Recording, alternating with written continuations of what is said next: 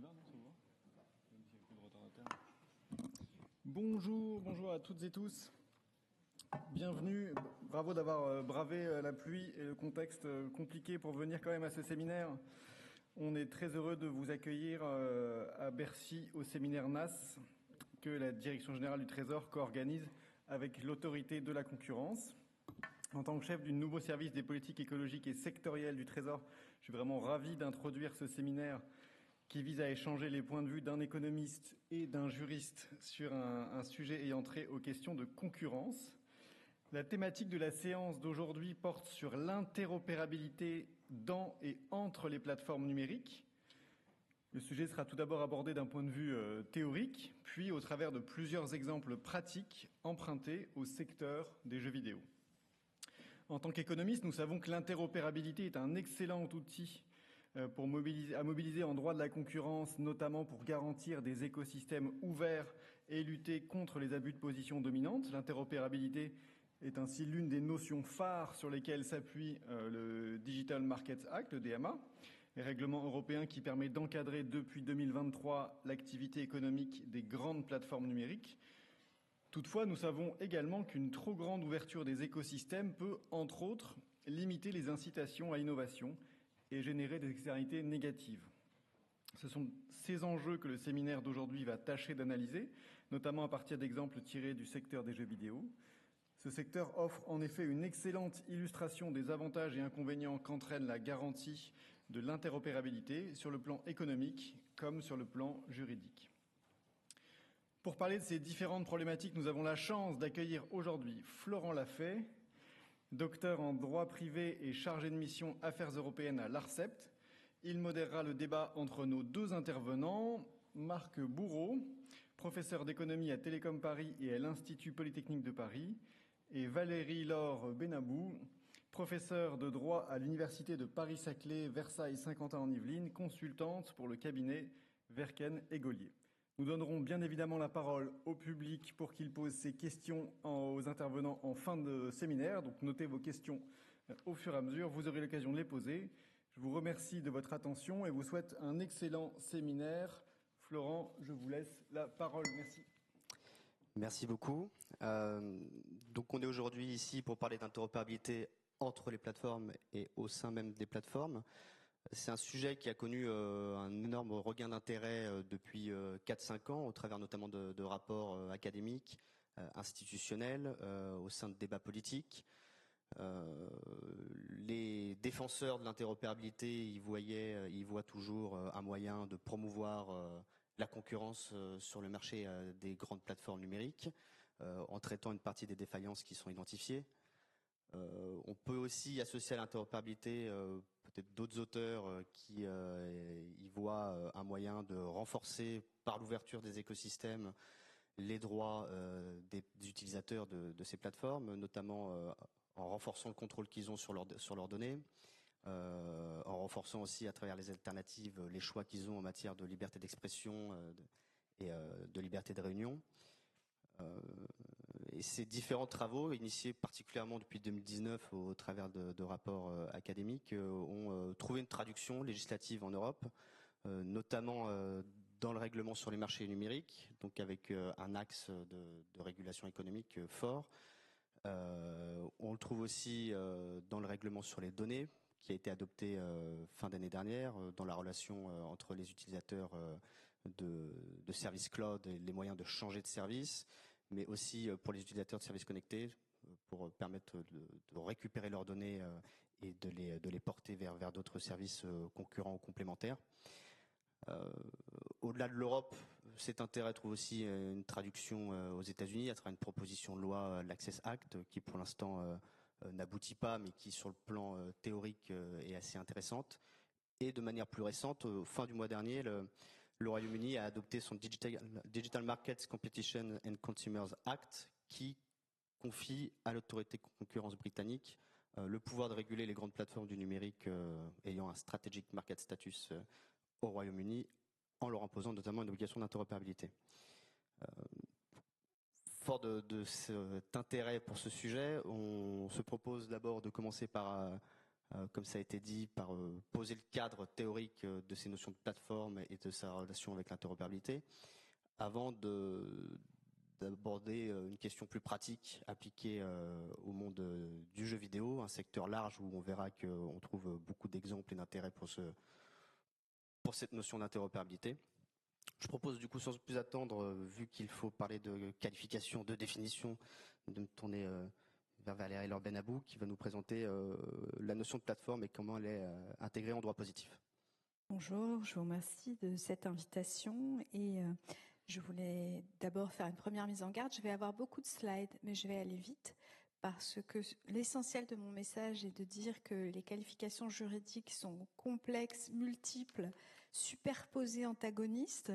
Donc c'est un spoiler, je vous raconte déjà la fin, mais pour cela, je vais vous montrer à travers un certain nombre d'occurrences d'intervention des termes plateforme et interopérabilité dans les textes que ce que je dis est vrai et qu'effectivement c'est la diversité qui prospère. Donc on peut déjà partir de cette idée que la notion de plateforme en droit est éminemment protéiforme. On part d'une étymologie française qui ne sert à rien, plateforme, donc quelque chose de plat, ok, est-ce que ça nous aide? Ça ne nous aide en rien à construire la notion. On parle aussi de plateforme politique aujourd'hui, hein, voilà, lieu d'échange des idées, donc possibilité de convergence, intégration de systèmes techniques qui font plateforme aussi. En tout cas, pas de définition claire et unique. Il y a au contraire, en fait, un constat d'une grande diversité. C'est sensible. Un constat de grande diversité qui rend très difficile de cerner ce que les juristes aiment bien faire, avoir une qualification juridique pour appliquer un régime. En réalité, c'est l'inverse. Il y a plusieurs régimes. Donc la notion est éminemment fonctionnelle et on va définir la notion de plateforme en fonction de l'objectif de régulation qui est assigné. Si on cherche un plus petit commun dénominateur, on va trouver la notion d'intermédiation, on va trouver la notion de service presté contre rémunération à distance par voie électronique à la demande individuelle d'un destinataire de service.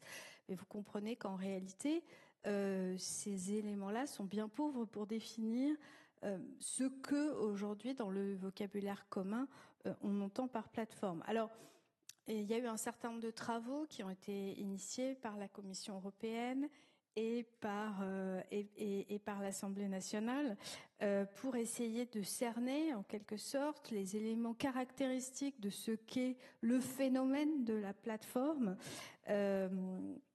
Donc, je ne vais pas développer beaucoup parce que je pense que Marc, sur le plan économique, va vous édifier bien mieux que je ne le ferai. Mais il y a évidemment une centralité de l'accès aux données, des effets de réseau, de l'utilisation de technologies et de l'accès à les technologies qui peut être bloquant, l'accès à des nouveaux marchés, la réalité des marchés bifaces ou multifaces. Voilà, donc en réalité, on a un faisceau d'indices qui permettent de signifier ce qu'est plateforme. Et de ce point de vue-là, que ce soit la Commission européenne ou l'Assemblée nationale, les éléments communs, alors c'est complètement illisible, vous m'excuserez, sont à peu près identifiés. Accès de stratégie de verrouillage, rôle de gatekeeper, donc contrôleur d'accès. On voit bien en fait le côté goulet d'étranglement qui est sous-jacent dans la notion de plateforme, l'intermédiation nécessaire, incontournable qu'elles occupent sur le marché. Alors, si on essaie maintenant d'aller dans les textes, on avait en France une première définition de la notion de plateforme qui avait été instaurée dans la loi pour une république numérique en 2016 dans le Code de la consommation, l'article L111.7 qui donnait une définition de la plateforme. Cette définition a été abrogée par la loi SREN du 21 mai 2024. Pourquoi ? Pour faire référence aux définitions qui sont désormais posées au niveau européen et pour éviter la divergence probablement des définitions nationales. Donc il y a peut-être ici un ferment d'unité notionnelle qui est en marche. Mais juste pour info, vous avez la définition ici. Vous voyez que, en tout cas, tel que c'était envisagé en 2016, il y avait dans les plateformes le classement ou les entreprises qui proposent des services de classement, de référencement au moyen d'algorithmes, et puis donc les moteurs de recherche, typiquement étaient considérés comme des plateformes du point de vue de cet article L111.7. On va voir que c'est plus forcément le cas aujourd'hui, puisque aujourd'hui il y a une définition dans le Digital Service Act qui est désormais de droit positif, à l'article 3 petit i, qui définit la plateforme en ligne comme un service d'hébergement qui, à la demande d'un destinataire de service, stocke et diffuse au public des informations, etc., etc. Je vous laisse lire. Mais ce qui est notable, c'est de voir qu'en fait, à côté de cet article 3 petit i, il y a un 3 petit j qui définit les moteurs de recherche en ligne, laissant entendre qu'en fait, un moteur de recherche en ligne n'est donc pas une plateforme en ligne, alors qu'on avait probablement pensé l'inverse. Donc d'un point de vue concurrentiel, est-ce qu'on va appréhender la notion de plateforme telle qu'elle est définie seulement par le DSA, ou est-ce qu'on va l'appréhender de façon plus large du point de vue de la puissance de marché? C'est évidemment quelque chose qu'on peut se demander.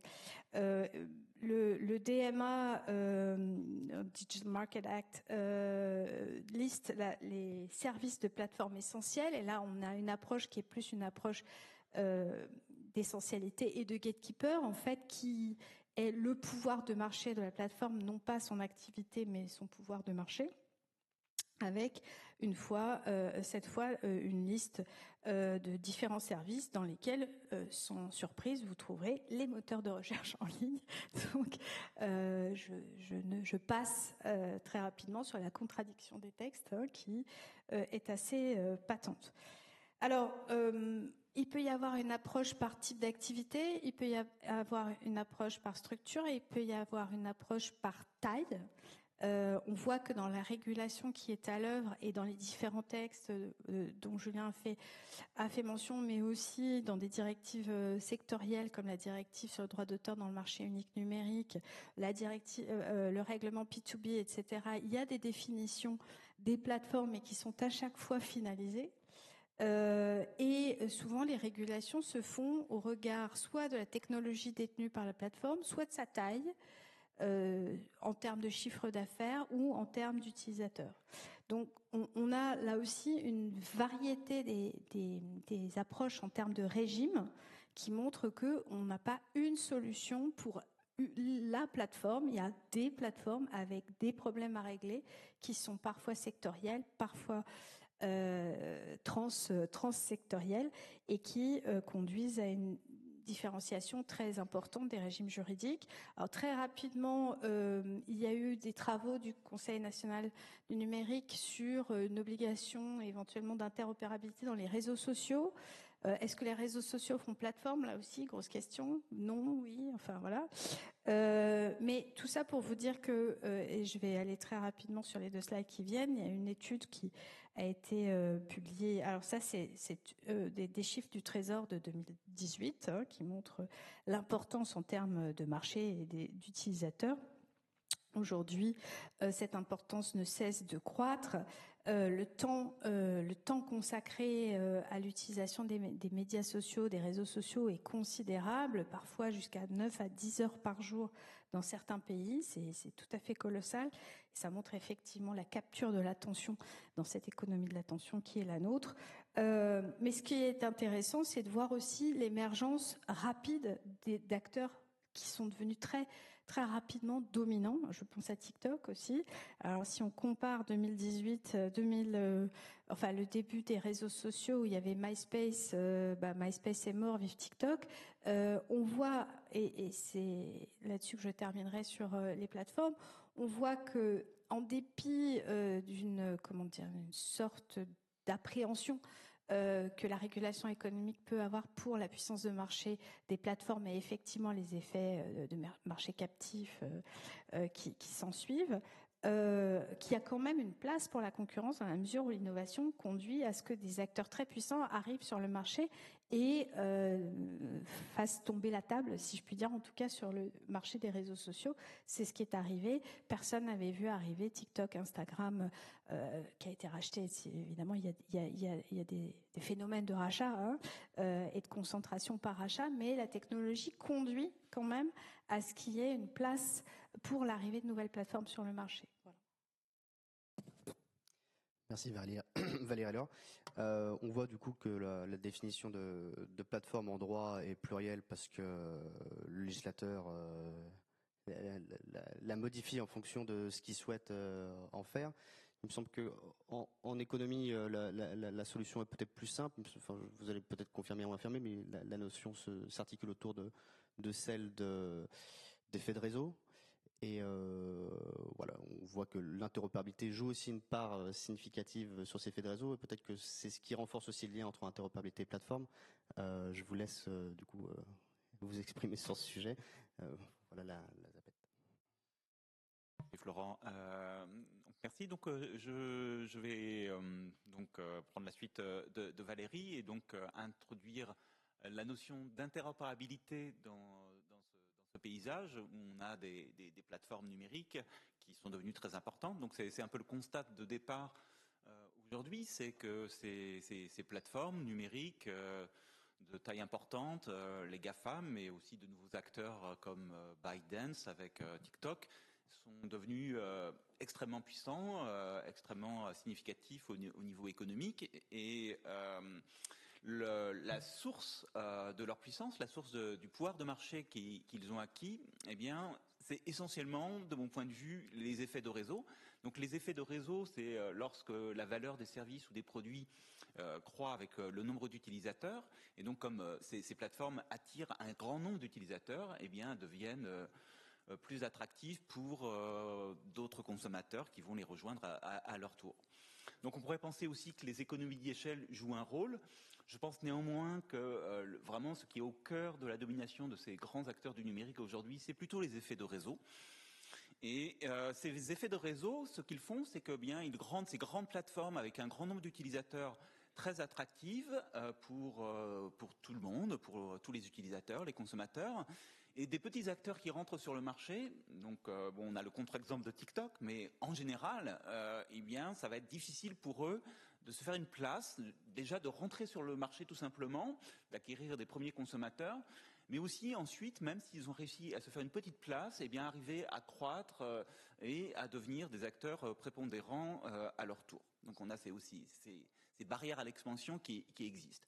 Et comme bien c'est difficile d'entrer, c'est difficile de contester la position de ces acteurs établis, eh bien on a un marché qui au final, des marchés qui au final sont peu contestables, c'est-à-dire qu'on a des acteurs établis qui sont peu menacés par de nouveaux concurrents, quand bien même ces nouveaux concurrents eh bien, seraient très innovants, très performants, très intéressants, eh bien ils vont avoir du mal à se faire une place au soleil.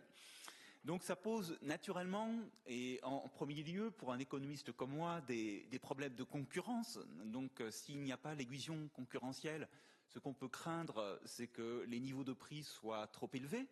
Et quand je dis prix, je pense au prix que peuvent payer les consommateurs de différentes manières. Donc ça peut être en termes monétaires, mais comme Valérie l'a dit, ça peut être en termes d'attention qu'on confie à ces plateformes et qui ensuite est utilisée pour générer par exemple des revenus publicitaires. Ou ces prix, ça peut être aussi des prix en termes de données que l'on fournit, que l'on consent à donner à ces plateformes et qui sont ensuite monétisées, donc en particulier justement aussi dans les marchés publicitaires, mais pas uniquement. Voilà. Ensuite, le rythme de l'innovation lui-même. Donc on s'extasie un peu sur l'innovation par ces grandes plateformes du numérique, mais on n'observe pas la situation contrefactuelle, c'est-à-dire que se passerait-il aujourd'hui dans le monde du numérique si on avait plus de concurrence? Eh bien peut-être qu'on aurait plus d'innovation, qu'on aurait des services plus différenciés, plus innovants, et ça c'est difficile à savoir. Et on peut craindre que même si on a un rythme d'innovation important, eh bien il n'est pas aussi important qu'il pourrait l'être. Mais au-delà de ces problèmes de concurrence, ces grandes plateformes posent aussi des problèmes plus sociétaux, je pense, et qui aussi doivent être intégrés dans la réflexion.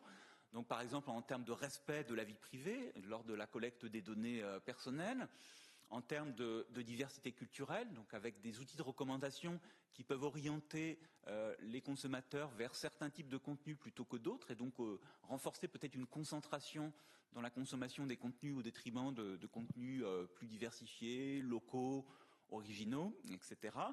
Et on sait aussi, enfin, que, par exemple, les réseaux sociaux contribuent à la polarisation des débats en politique, ce qui finit par avoir des répercussions négatives pour nos sociétés. Je vais prendre deux exemples qui font ce lien entre ces effets de réseau, qui sont pour moi la source du pouvoir de marché des plateformes, et donc justement ce pouvoir de marché des plateformes. Donc, premier exemple, les services de messagerie, comme WhatsApp par exemple. Quand on regarde le secteur des services de messagerie, donc ici j'ai des données pour l'Allemagne qui montrent le pourcentage d'utilisateurs en Allemagne qui utilisent chacun des services de messagerie que l'on connaît. Donc ce qu'on observe rapidement, c'est qu'il y a deux leaders sur ce marché qui sont très largement utilisés, qui sont WhatsApp et Facebook Messenger, qui appartiennent à une même entreprise, Meta. Voilà, donc il y a une forte domination de Meta sur ce marché. Et d'autres services de messagerie dont on parle beaucoup, par exemple comme Telegram ou Signal, eh bien, sont bien plus petits en comparaison par rapport aux services proposés par Meta. Donc d'où vient la domination de Meta sur ce service des messageries? C'est encore les effets de réseau. Donc ici, c'est une forme d'effet de réseau qu'on qualifie d'effet de réseau direct. Donc les effets de réseau direct, c'est quoi? C'est lorsque dans un réseau, lorsqu'il y a plus d'utilisateurs, eh bien, il y a plus de possibilités d'interaction avec d'autres utilisateurs, ce qui rend le réseau plus intéressant, plus attractif pour tout le monde. Et donc, ce qui renforce la position d'un acteur qui aurait réussi à capter plus de parts de marché. Deuxième exemple, c'est l'exemple des App Store, donc l'on connaît tous sur notre smartphone. Voilà, donc sur les smartphones qui disposent du système d'exploitation Android de Google, eh bien, il y a cette possibilité offerte par Google d'installer des App Store autres que celui que fournit naturellement Google. Voilà. Et donc, par exemple, on peut utiliser naturellement l'App Store de Google, mais on peut aussi installer un autre App Store qui est l'App Store d'Amazon. Cependant, eh bien, si vous le faites, vous allez avoir accès à bien moins d'applications que si vous utilisez l'App Store de Google. Donc c'est à peu près 500 000 applications pour l'App Store d'Amazon contre plus de 3,5 millions d'applications pour l'App Store de Google. Alors naturellement, ce qu'on voit, eh bien, c'est que les consommateurs, quand ils téléchargent des applications, ici, eh bien, ils téléchargent des applications essentiellement en utilisant l'App Store de Google, qui représente 98% des téléchargements d'applications, en comparaison de 2% pour Amazon quand on compare les deux. Voilà. Donc ici, c'est cette domination de Google qui attire à la fois plus d'utilisateurs et plus de développeurs d'applications sur son App Store, en comparaison d'Amazon. Ici, je parle d'Amazon, je ne parle pas de la petite start-up qui est développée dans son garage, je ne sais pas, Vitry-sur-Seine. Voilà, je parle d'un grand acteur, d'un géant de l'Internet. Et bien, en comparaison de Google, par la force des effets de réseau, il reste tout petit. Et donc ici, on qualifie ces effets de réseau d'effets de réseau indirects. Donc, qu'est-ce qui se passe? On a plus d'utilisateurs pour le Google App Store. Comme il y a plus d'utilisateurs, ça attire plus de développeurs d'applications. Et comme il y a plus d'applications qui sont développées pour l'App Store de Google, eh bien, ça attire à nouveau plus d'utilisateurs. Donc, on a un cercle vertueux pour Google et un cercle vicieux pour Amazon. Et ça renforce la position dominante de Google. Donc, dans ce contexte, on pourrait être pessimiste et se dire « Ah bah, tant pis », voilà.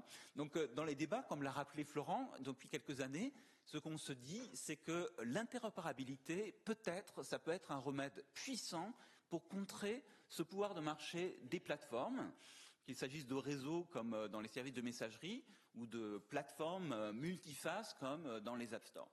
Donc qu'est-ce que c'est que l'interopérabilité? Donc l'interopérabilité, si vous voulez, une définition simple mais difficile à comprendre, c'est lorsque des réseaux ou des plateformes peuvent fonctionner ensemble. Donc qu'est-ce que ça veut dire? Donc par exemple, si vous prenez les services de messagerie, ça veut dire que WhatsApp, par exemple, et Telegram peuvent fonctionner ensemble, forment un seul grand réseau, et donc que je sois utilisateur de WhatsApp ou de Telegram, je peux communiquer avec n'importe qui présent sur WhatsApp ou sur Telegram. Donc ce que va faire l'interopérabilité d'un point de vue économique, c'est de mettre en commun les effets de réseau. Donc créer un grand réseau plutôt que plusieurs petits réseaux. Donc le grand réseau devient ce qu'on appelle en économie un bien public qui est partagé par tous les acteurs, au bénéfice de tous les acteurs et au bénéfice des utilisateurs bien sûr.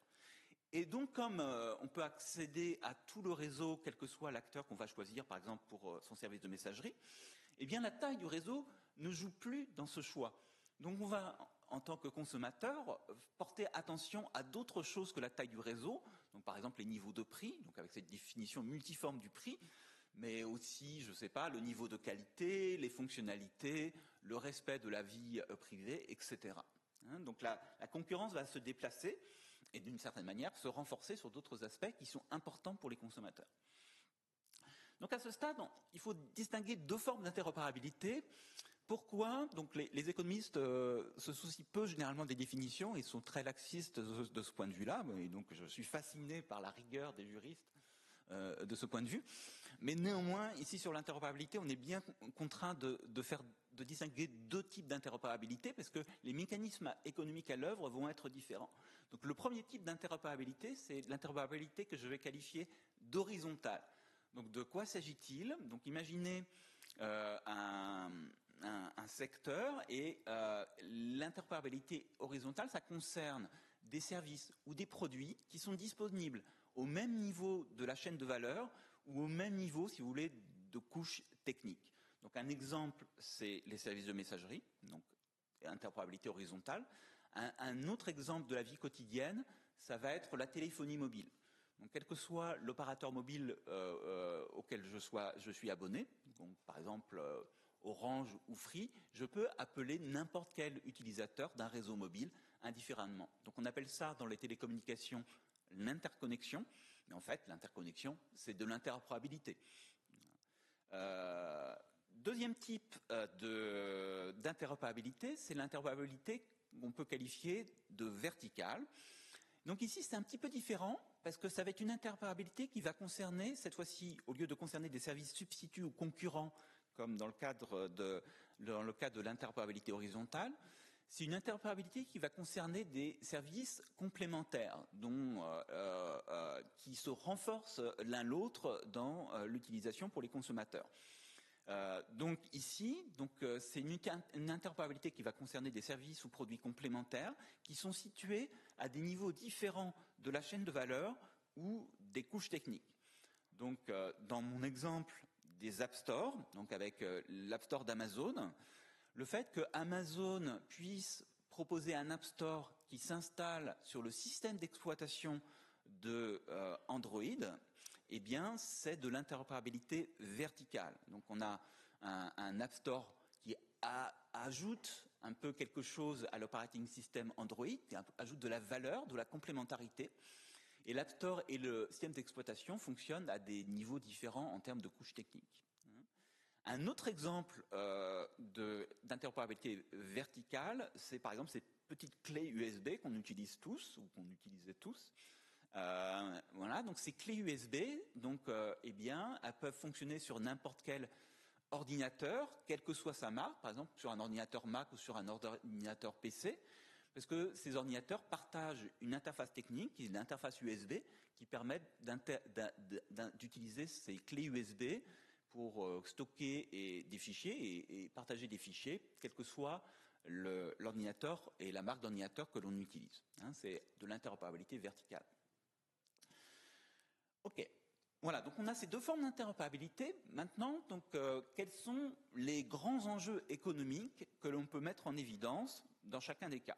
Donc je vais commencer par l'interopérabilité horizontale, donc comme je vous l'ai dit, les mécanismes économiques sont différents, et donc les questions qu'on peut se poser d'un point de vue économique sont également différentes. Pour l'interopérabilité horizontale, donc entre réseaux ou entre plateformes, eh bien, le premier enjeu, c'est de savoir si l'interopérabilité, lorsqu'elle est souhaitable socialement, peut émerger naturellement ou pas. Et quand je dis naturellement, je pense par le simple jeu du marché. Les acteurs vont d'eux-mêmes mettre en place l'interopérabilité. Donc, ça peut être le cas. Donc, la théorie économique et l'observation des marchés montrent que ça peut être le cas lorsque les acteurs sont de taille comparable, lorsqu'on a des réseaux ou des plateformes de taille comparable. Dans ce cas, ces réseaux ou ces plateformes vont voir dans l'interopérabilité un avantage parce que ça va leur permettre de constituer un plus grand réseau en partageant leur petit réseau. Et ce plus grand réseau va augmenter la valeur des produits ou des services qu'ils proposent aux consommateurs, ce qui peut ensuite être monétisé par ces acteurs. Donc d'un commun accord, on peut prévoir, et dans la pratique on l'a souvent vu, que des acteurs de taille comparable mettent en place l'interopérabilité par eux-mêmes. Ce n'est pas le cas lorsqu'on a des acteurs de grande taille. Parce que lorsqu'on a des acteurs de grande taille, il y a un autre effet économique qui intervient, qui est le fait que l'acteur de grande taille sait bien qu'il dispose d'un avantage concurrentiel par rapport aux acteurs de petite taille, du fait qu'il dispose d'un grand réseau et que ses concurrents ont un petit réseau. Donc l'acteur de grande taille, par son grand réseau, est plus attractif pour les utilisateurs que les acteurs de petite taille. Donc l'acteur de grande taille va vouloir conserver cet avantage concurrentiel, il va résister à toute demande d'interopérabilité. Donc dans ce cas, si on pense que c'est souhaitable de mettre en place l'interopérabilité, eh bien il va falloir l'imposer d'une manière ou d'une autre. Et donc par exemple dans le DMA, c'est le cas avec un article qui impose l'interopérabilité pour les services de messagerie. Le deuxième point que l'on peut noter, c'est que dans les marchés numériques, on a un facteur de complication qui intervient et qui se rajoute, qui est le fait qu'on a quelque chose qu'on appelle le raccordement multiple ou le multi-homing. Donc c'est lorsque les consommateurs utilisent plus d'un produit ou plus d'un service. Donc par exemple dans les services de messagerie, donc j'ai dit que WhatsApp et Messenger étaient dominants, mais en fait ce que le graphique montrait également, c'est que souvent les utilisateurs utilisent plus d'un service de messagerie. Donc souvent ils ont WhatsApp et Telegram. Donc on a ce phénomène de multi-homing. Et ce qu'on peut craindre, c'est que l'interopérabilité réduise le multi-homing. Et pourquoi ? Parce que c'est une manière alternative d'atteindre des utilisateurs qui sont sur d'autres services de messagerie. Donc par exemple, si j'utilise WhatsApp et que je veux communiquer avec des amis qui n'utilisent que Telegram, je vais bien être obligé d'installer Telegram également et de l'utiliser. Et peut-être que ça va me plaire. Donc je vais découvrir que Telegram, en fait, c'est très bien, c'est peut-être mieux que WhatsApp. Et donc je vais devenir un utilisateur régulier de Telegram. Avec l'interopérabilité, je ne serai plus contraint d'installer Telegram pour communiquer avec mes amis. Parce que je pourrais utiliser cette fonctionnalité d'interopérabilité et donc communiquer avec eux en restant sur WhatsApp. Et des nouveaux utilisateurs qui arrivent sur le marché pourraient se dire à quoi bon installer Telegram si je peux communiquer avec n'importe quel service d'interopérabilité en utilisant WhatsApp. J'utilise donc WhatsApp. Voilà, donc l'interopérabilité peut, dans ce contexte, avoir un impact ambigu sur la contestabilité du marché. Pour ce qui est de l'interopérabilité verticale, donc au sein d'un réseau ou au sein d'une plateforme, donc le premier point qu'on peut noter, et généralement l'interopérabilité verticale, ça va être quelque chose qui, de mon point de vue, est plus évidemment bénéfique pour les utilisateurs que l'interopérabilité horizontale qui, elle, pose parfois des questions comme le lien avec le multi-homing. Dans le cadre de l'interopérabilité verticale, le premier point qu'on peut noter, c'est qu'en permettant aux utilisateurs par exemple, d'installer l'App Store d'Amazon, on leur donne un choix supplémentaire. Donc on augmente la variété pour les utilisateurs, ce qui est une bonne chose. Un autre point, c'est que, qui peut contrebalancer ce premier bénéfice, donc le coût potentiel, c'est lié en particulier aux inefficacités qui peuvent découler de la structure verticale ouverte que l'on met en place en introduisant l'interopérabilité verticale. Donc, par exemple, en économie, on parle de double marginalisation, donc un phénomène, un mécanisme économique qui fait que chaque acteur va vouloir prendre sa marge, ou en tout cas va vouloir être profitable dans cette chaîne verticale, et ça peut conduire à des comportements qui sont mal coordonnés et qui, au final, conduisent à des situations inefficaces, donc par exemple des prix trop élevés. Un autre problème qui peut intervenir, c'est le problème de hold-up. Donc le problème de hold-up, c'est lorsque, par exemple, un acteur qui propose un service complémentaire pour une plateforme, donc Amazon développe par exemple cet App Store pour Android, eh bien fait face a posteriori, une fois qu'il a réalisé les investissements nécessaires, à un comportement peu coopératif de la plateforme qui l'accueille, donc par exemple qui va mettre du temps pour fournir des détails sur l'évolution des interfaces techniques, rendant la vie compliquée pour ce complémenteur. Donc une fois qu'il a consenti ses investissements. Donc si le complémenteur anticipe que la plateforme qui lui donne accès à son réseau eh bien, va être peu coopérative a posteriori, donc il y a ce risque de hold-up, eh bien, le complémenteur va y réfléchir à 2 fois avant de consentir ces investissements importants. Merci Marc. De par tous les bénéfices et coûts aussi qui existent, mais les bénéfices qui ont été mis en avant de l'interopérabilité, le législateur les a intégrés dans certains régimes juridiques pour promouvoir la concurrence ou d'autres objectifs, ce qui nous fait nous poser du coup la question de la définition et des régimes en place. Je repasse la parole à Valérie Laure. Alors sans surprise, le chaos relatif aux plateformes se retrouve aussi dans les définitions de l'interopérabilité. Mais là, c'est légèrement plus structuré, même si les approches juridiques consécutives, et je vais faire un peu d'histoire du droit de la notion d'interopérabilité, ne sont pas coordonnées, si je puis dire. Il y a des approches ex ante, il y a des approches ex post, il y a des approches sectorielles, il y a des approches transversales. Si on essaye de synthétiser ce qu'est l'interopérabilité, là encore, elle va échapper assez largement à des définitions juridiques, même si il y a plusieurs interopérabilités, ça dépend de quoi on parle. Est-ce qu'on parle d'interopérabilité des systèmes? Est-ce qu'on parle d'interopérabilité des contenus avec les systèmes? Est-ce qu'on parle de portabilité des données? Toutes ces terminologies sont souvent considérées comme globalement équivalentes ou synonymes, alors qu'en réalité, elles recouvrent des conséquences sur les marchés qui sont extrêmement différentes. Donc, est-ce que c'est une capacité de système de communiquer avec d'autres systèmes informatiques? Donc, on aurait plutôt une logique d'intégration d'un mécanisme operating system et API, par exemple. Donc, ça, c'est une logique de plateforme avec des logiques d'interopérabilité qui sont purement techniques, matérielles, mais il y a aussi, et on le voit dans les textes, des conceptions allégées, je dirais, de l'interopérabilité, où en fait on est ciblé sur l'utilisabilité, si je puis dire, de contenu, la lisibilité de contenu, l'accessibilité des contenus sur une plateforme pour des utilisateurs. Donc là, c'est une interopérabilité qui est plutôt tournée vers les consommateurs et non pas vers les acteurs B2B, en fait. Donc on est plutôt sur des approches B2C. On parle encore d'interopérabilité quand on parle de portabilité des données à caractère personnel pour montrer, et là, c'est pas seulement le consommateur, c'est le citoyen, pour lui permettre de sortir d'un univers pour aller dans un autre en n'étant pas captif au niveau de ces données à caractère personnel, avec la logique du RGPD qui, par l'article 20 du règlement, entraîne une obligation de portabilité ou pas vraiment une obligation, une possibilité de portabilité des données à caractère personnel. Et là, est-ce qu'on est véritablement dans l'interopérabilité ou dans un préalable à l'interopérabilité?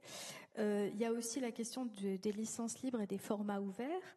Alors Julien connaît très très bien, parce que je suis un peu gênée de parler d'interopérabilité devant Julien, qui a soutenu sa thèse sur l'interopérabilité, qui est ici l'expert incontestable de la notion d'interopérabilité au niveau des questions, et il n'hésitera pas à vous répondre avec probablement un peu plus d'acuité que moi.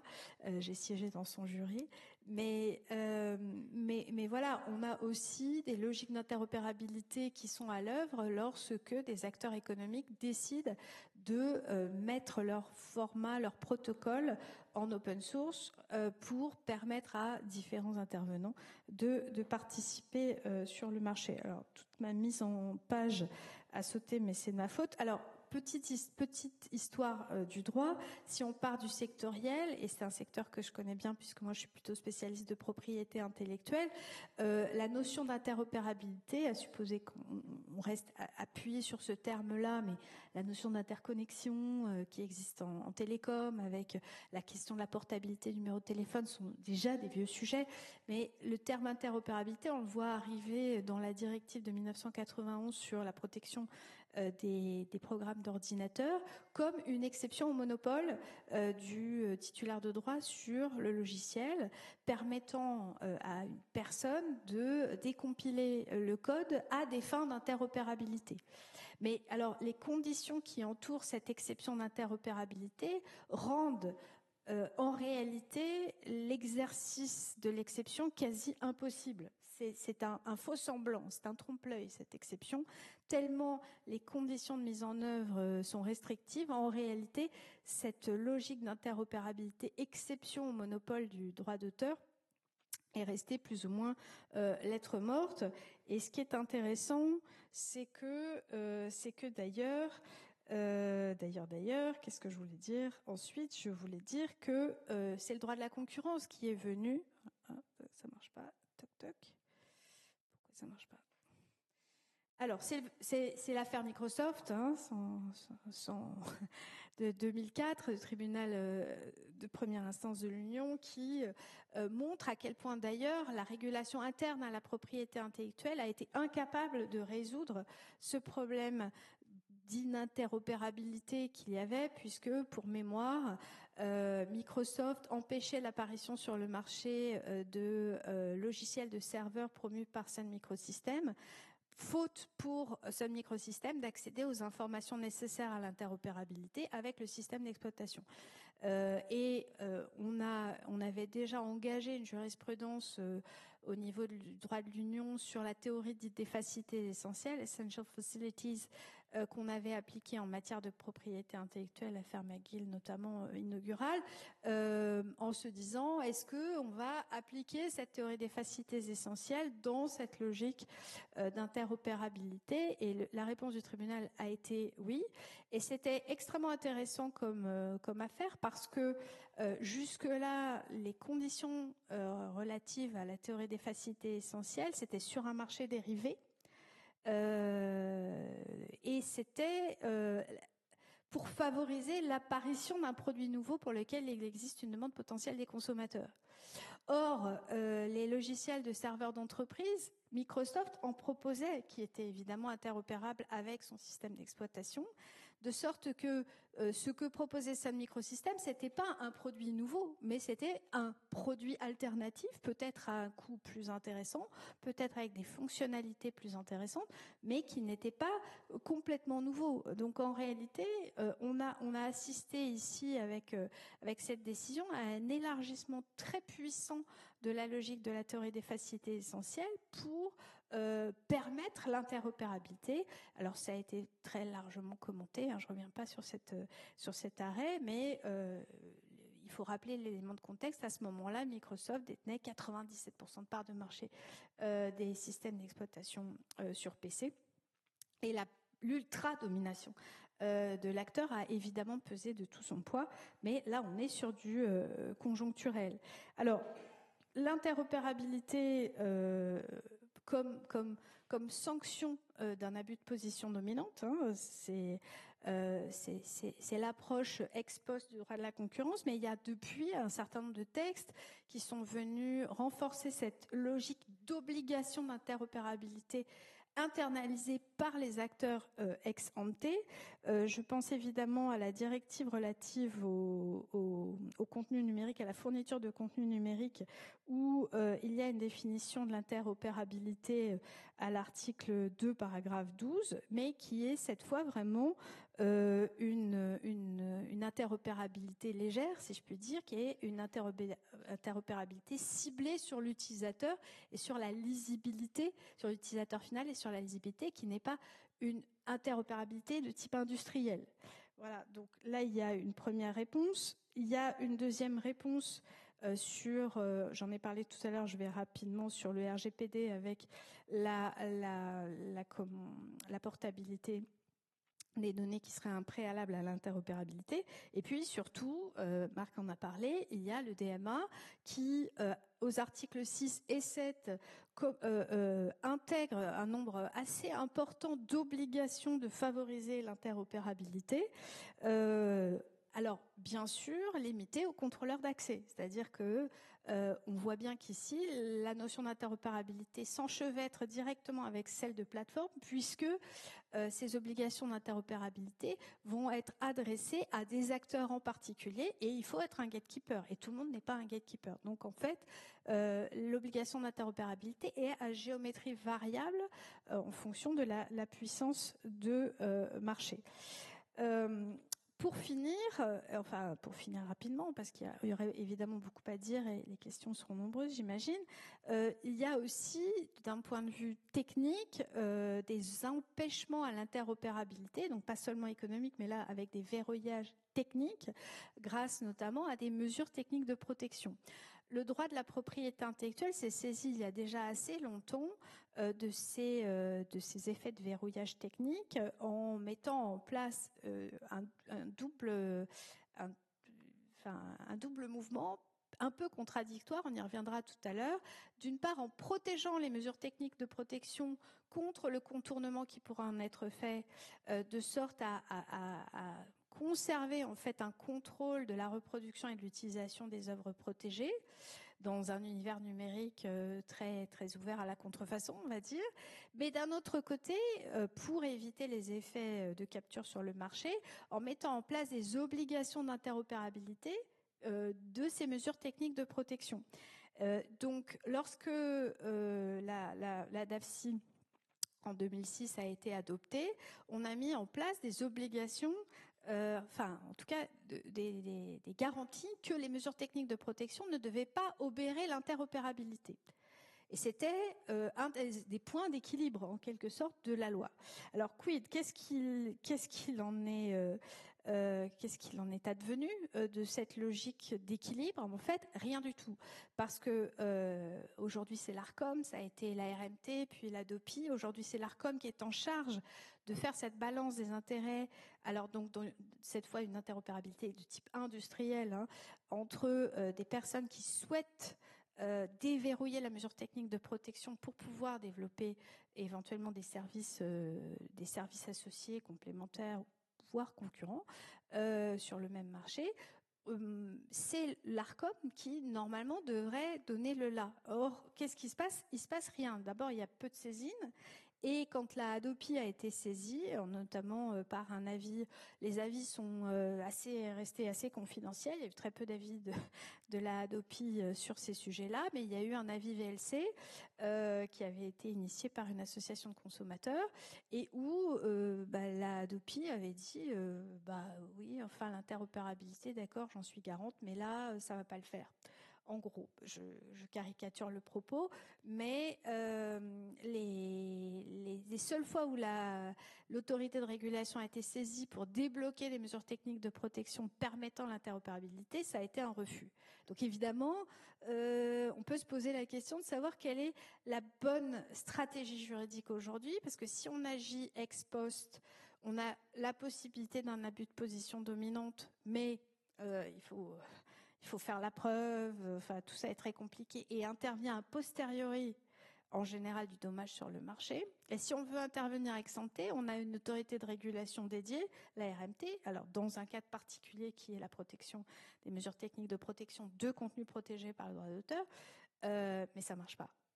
Donc on a aujourd'hui, en tout cas du point de vue de la mise en œuvre, une vraie question sur comment ça va se passer lorsque les obligations du DMA vont être appliquées. Qui va se charger du contrôle de la conformité, du respect des obligations d'interopérabilité qui figurent dans ces textes. Merci Valérie. Alors, j'espère qu'on pourra revenir, ou peut-être vous aurez des questions sur cette question du design institutionnel et des outils qu'il faut mettre en œuvre pour assurer l'interopérabilité lorsqu'elle est décidée par le législateur ou par une autorité. Après ce cadrage théorique, je vous propose de passer maintenant à des aspects un peu plus pratiques en s'intéressant au secteur des jeux vidéo. Donc, le secteur des jeux vidéo, c'est évidemment un secteur très large qui recoupe de nombreux marchés. Marché des moteurs graphiques, marché de l'édition des jeux vidéo, des consoles ou des plateformes de jeux. Je vais passer la parole à Marc pour une mise en perspective de ces secteurs avec les enjeux d'ouverture à l'interopérabilité et ses conséquences. Merci Florent. Je vais prendre le pointeur, pardon. Merci.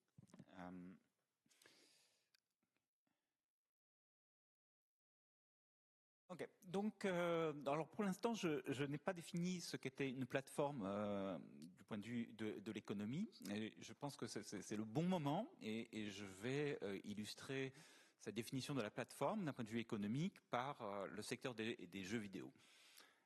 Donc, je vais me concentrer sur une partie du secteur du jeu vidéo, qui est le secteur des consoles.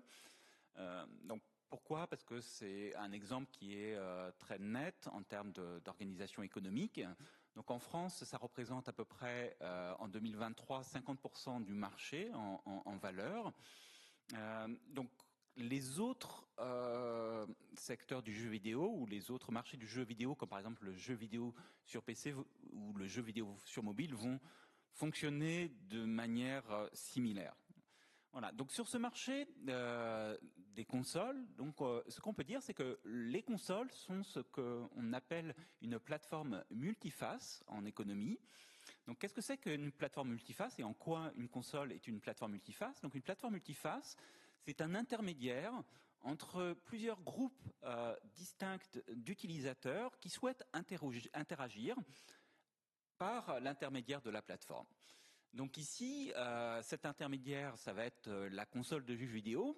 Et on a deux groupes d'utilisateurs qui souhaitent interagir. On a des joueurs qui souhaitent jouer à des jeux vidéo sur une console, donc qui souhaitent avoir accès à ces jeux. Et de l'autre côté, on a un autre groupe d'utilisateurs qui est constitué des développeurs de jeux, donc des entreprises qui développent ces jeux vidéo attendus par les consommateurs.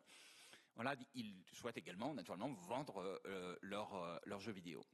Et les interactions entre ces deux groupes distincts d'utilisateurs ou face de la plateforme, donc d'où le nom de plateforme multiface, eh bien ces interactions sont sujettes à des effets de réseau. On a des effets de réseau indirects ou des effets de réseau croisés qui sont présents et à l'œuvre ici. Donc, plus il y a de développeurs de jeux, donc qui développent une offre variée de jeux vidéo, bien plus c'est tentant pour un consommateur amateur de jeux d'acheter une console pour pouvoir jouer à cette grande variété de jeux. Donc, on va avoir plus d'utilisateurs de la console. D'un autre côté, eh bien, plus il y a d'utilisateurs qui disposent d'une console, eh bien, plus c'est intéressant pour un développeur de jeu de se tourner vers cette console en particulier et d'y développer des jeux qui fonctionneront sur la console. Donc, un autre effet de réseau croisé. Donc, cette console elle constitue bien une plateforme multiface. Et dans l'économie des plateformes, ce que l'on montre, bien, c'est que les gros enjeux économiques pour la plateforme, c'est de réussir en particulier à faire venir les deux groupes d'utilisateurs ensemble sur la plateforme. Donc on a un problème qu'on qualifie de problème de la poule et de l'œuf.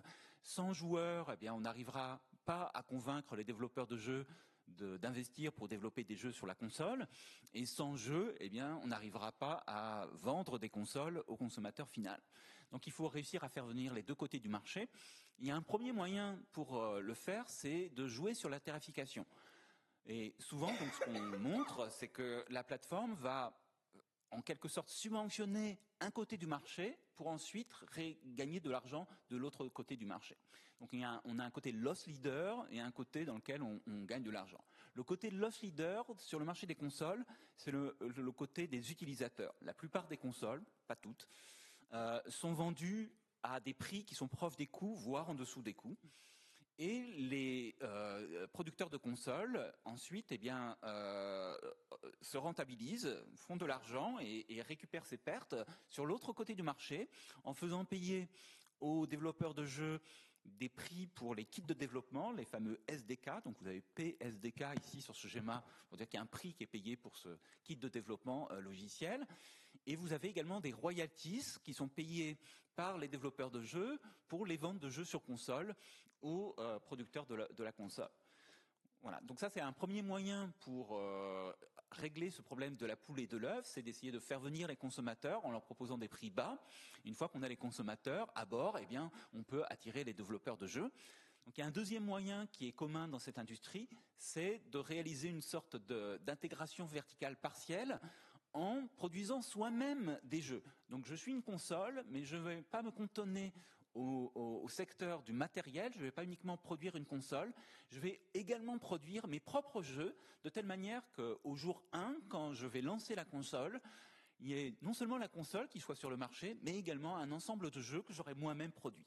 Et donc c'est les jeux qu'on appelle first party, sachant que donc ensuite on a des jeux qui sont proposés par des développeurs indépendants, qui sont les jeux third party. Donc dans ce monde des plateformes, l'interopérabilité est également une question. Donc, et on retrouve, ici je vais prendre deux exemples, on retrouve à la fois des questions d'interopérabilité horizontale et des questions d'interopérabilité verticale. Donc par exemple, l'interopérabilité horizontale, c'est lorsque les joueurs, quelle que soit la console dont ils disposent, pour un même jeu, peuvent jouer en ligne avec d'autres utilisateurs, d'autres consoles. Donc je peux jouer, je ne sais pas, à Call of Duty. Je ne sais pas si c'est possible. Désolé, je ne suis pas expert suffisamment de Call of Duty, mais je peux jouer à Call of Duty que je dispose d'une PlayStation ou d'une Xbox. Et ici, donc, on a ce qu'on appelle un partage des effets de réseau direct. Donc on a bien cette notion d'interopérabilité horizontale. Les effets de réseau direct, ici, c'est quoi ? C'est s'il y a un plus grand nombre d'utilisateurs, par exemple de la Xbox, eh bien j'ai plus de possibilités de jeux en ligne avec les utilisateurs de Xbox. Un effet de réseau direct. Et ici, l'interopérabilité revient à partager ces effets de réseau direct entre différentes plateformes et de faire un plus grand réseau au bénéfice des utilisateurs, mais aussi des producteurs de consoles de jeux qui deviennent plus attractifs. La deuxième forme d'interopérabilité, c'est l'interopérabilité verticale, donc entre différentes couches techniques ou entre différents niveaux de la chaîne de valeur. Un exemple simple, par exemple, c'est la possibilité d'utiliser des accessoires, par exemple des manettes de jeu, qui viennent d'une entreprise qui est une entreprise différente du producteur de la console de jeu. Donc, par exemple, je peux vouloir utiliser une manette de jeu produite par une entreprise tierce pour jouer avec ma PlayStation. Et l'interopérabilité verticale donc va permettre cette possibilité et donc les consommateurs dans ce cas-là auront accès à un choix plus important d'accessoires, ici des manettes de jeu pour bénéficier de leur console de jeu. Donc l'interopérabilité, donc ici dans le contexte des jeux vidéo, mais de manière plus large, eh bien ça pose une question un peu de comparer deux formes d'écosystèmes, des écosystèmes qu'on peut qualifier de fermés, dans lesquels il n'y aura pas de possibilité d'interopérabilité, et des écosystèmes qu'on va qualifier d'ouverts, dans lesquels eh bien on aura au contraire ces possibilités d'interopérabilité. Donc dans un écosystème fermé, eh bien, on va avoir des entreprises qui sont des généralistes et qui combinent des produits compléments elles-mêmes en interne et qui offrent des produits intégrés. Donc si les marchés fonctionnent comme ça, si tout est intégré, si on a des concurrences entre des entreprises intégrées, donc comme c'est un peu le cas par exemple quand vous comparez Android à iOS, hein, vous pouvez pas installer iOS sur un téléphone Android ou Android sur un téléphone iOS, un téléphone Apple, en tout cas pas à ma connaissance. Voilà, donc c'est une concurrence entre écosystèmes fermés. Eh bien, les barrières à l'entrée vont être élevées parce qu'il faut être capable, pour entrer sur le marché, de produire tous les éléments, tous les composants, tous les éléments complémentaires pour faire ce produit intégré et entrer sur le marché. Donc l'écosystème ouvert, lui, dit que eh bien, les consommateurs, a posteriori, ou des intégrateurs, peuvent combiner différents éléments complémentaires et produire des produits intégrés pour les consommateurs. Donc ici, dans ces marchés-là, les barrières à l'entrée sont plus faibles parce que je peux rentrer en produisant uniquement un seul produit. Donc par exemple, je peux devenir producteur de manettes de jeu pour PlayStation 4. Voilà, donc ce qui va être naturellement un investissement et un coût d'entrée bien plus faible que si je devais devenir producteur de consoles de jeu d'un coup. Donc, comment on peut comparer d'un point de vue économique ces deux types d'écosystèmes, ouverts et fermés? Eh bien, à court terme, ce que dit la théorie économique, c'est que la concurrence entre écosystèmes fermés est plus forte qu'entre écosystèmes ouverts. Ça paraît contre-intuitif, mais c'est juste lié au fait que la demande est plus réactive dans un écosystème fermé. Parce que quand je baisse mon prix, je vais augmenter la demande à la fois pour, par exemple, mes consoles de jeu, mais aussi pour mes manettes de jeu, si j'ai un écosystème de consoles fermées. Tandis que dans un écosystème ouvert, où par exemple je ne vendrai pas de manettes, je baisse le prix de ma console, j'augmente les ventes de consoles, de mes consoles.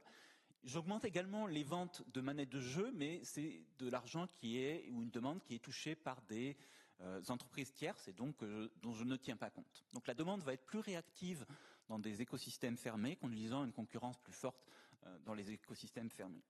Donc ce qui contrebalance un peu cet effet qui paraît bénéfique aux écosystèmes fermés, c'est que dans les écosystèmes fermés, on peut avoir la crainte que les consommateurs soient enfermés, verrouillés, et donc qu'ils puissent difficilement sortir. Et donc, a posteriori, même si à un moment la concurrence peut être très forte pour attirer les consommateurs, une fois que les consommateurs sont entrés dans un écosystème fermé, eh bien, ils n'en sortent pas, et à ce moment-là, les entreprises peuvent exploiter leur pouvoir de marché au détriment des utilisateurs. Pour ce qui est, on peut faire aussi regarder à plus long terme. Donc à plus long terme, si on intègre par exemple des préoccupations en termes d'innovation, en gros, ce qu'on peut dire, c'est que en gros, ces deux écosystèmes vont faire fonctionner la dynamique d'innovation de manière un petit peu différente. Dans des écosystèmes fermés, comme on a une entreprise intégrée qui contrôle l'écosystème, elle va pouvoir vraiment faire innover sur la plateforme elle-même. Dans un écosystème ouvert, l'innovation est plus décentralisée. Je pense qu'un bon exemple pour voir ça, c'est par exemple de comparer les écosystèmes Windows qui sont ouverts aux écosystèmes de type Apple, macOS, qui sont fermés. Donc on voit que Apple est capable de faire évoluer, par exemple, le matériel de manière beaucoup plus en rupture que n'est capable de le faire Microsoft sur l'écosystème Windows. En revanche, on a une innovation en termes de produits compléments, d'accessoires qui est beaucoup plus évidente dans l'écosystème de Windows par rapport à l'écosystème de macOS qui est plus fermé. Voilà, donc on va avoir des dynamiques d'innovation qui vont être un petit peu différentes. Merci Marc. Je confirme que Call of Duty est interopérable. C'était un bon exemple. Je me retourne vers Valérie Laure qui va nous exposer les enjeux juridiques de l'interopérabilité dans le secteur des jeux vidéo. Alors, moi, je vais rajouter une petite couche de complexité, c'est qu'en fait, le jeu vidéo, c'est une œuvre protégée par le droit d'auteur. Et en plus, c'est une œuvre protégée par le droit d'auteur qui est complexe parce qu'elle est composée d'un certain nombre de sous-œuvres, entre guillemets, qui obéissent à des régimes juridiques différents, notamment du point de vue des mesures techniques de protection et de l'interopérabilité. Donc, on a ici quelque chose qui se complexifie juridiquement. Et évidemment, les enjeux juridiques sont les mêmes que ceux qui ont été évoqués à l'instant, hein, c'est-à-dire des utilisateurs captifs, des développeurs qui peuvent être éventuellement bloqués dans leur capacité de proposer des nouveaux jeux sur des plateformes, sur des consoles, parce que ils n'ont pas accès aux éléments nécessaires à l'interopérabilité de leur développement logiciel. Et d'un autre côté, Juridiquement parlant, on a aussi des consoliers, des éditeurs de jeux vidéo qui font face à de la contrefaçon et qui n'ont pas très envie que les outils qu'ils développent pour jouer leurs jeux vidéo soient détournés à des fins d'utilisation pour des contrefaçons de jeux. Donc, ils justifient le verrouillage des consoles, notamment par le risque de la contrefaçon. Donc en fait, on a à faire un équilibre entre d'un côté le développeur de bonne foi, si je puis dire, qui veut accéder aux informations pour pouvoir interopérer avec la plateforme, payer les redevances, etc. Et puis, de l'autre côté, celui qui veut hacker les mesures techniques de protection pour détourner l'outil de lecture à des fins d'utilisation de produits contrefaisants. Donc, c'est ça l'enjeu du point de vue de la propriété intellectuelle et des droits de la concurrence. Après, j'étais trop vite. Après, Marc a parlé des logiques sur console, et je vais aussi en parler moi.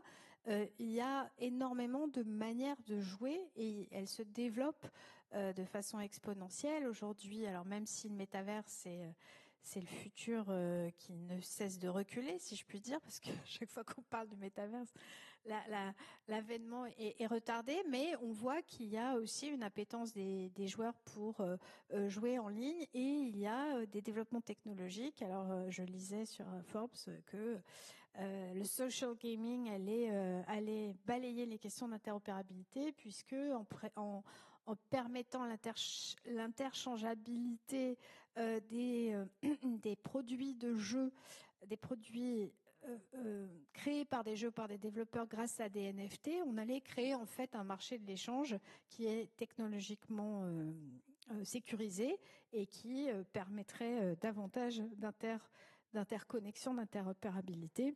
Bon, je ne sais pas dans quelle mesure c'est les lendemains qui chantent, mais il y a peut-être des modèles technico-économiques qui peuvent se mettre en place, qui ne sont pas fondés sur seulement la capture des marchés dérivés par les consoliers. Parce que c'est vrai qu'aujourd'hui, c'est un modèle qui est en train de s'étioler, on va dire. Alors, toujours. Pourquoi ? Donc, à mon avis, il reste encore des problèmes, et je vais prendre 2 exemples parmi les problèmes concurrentiels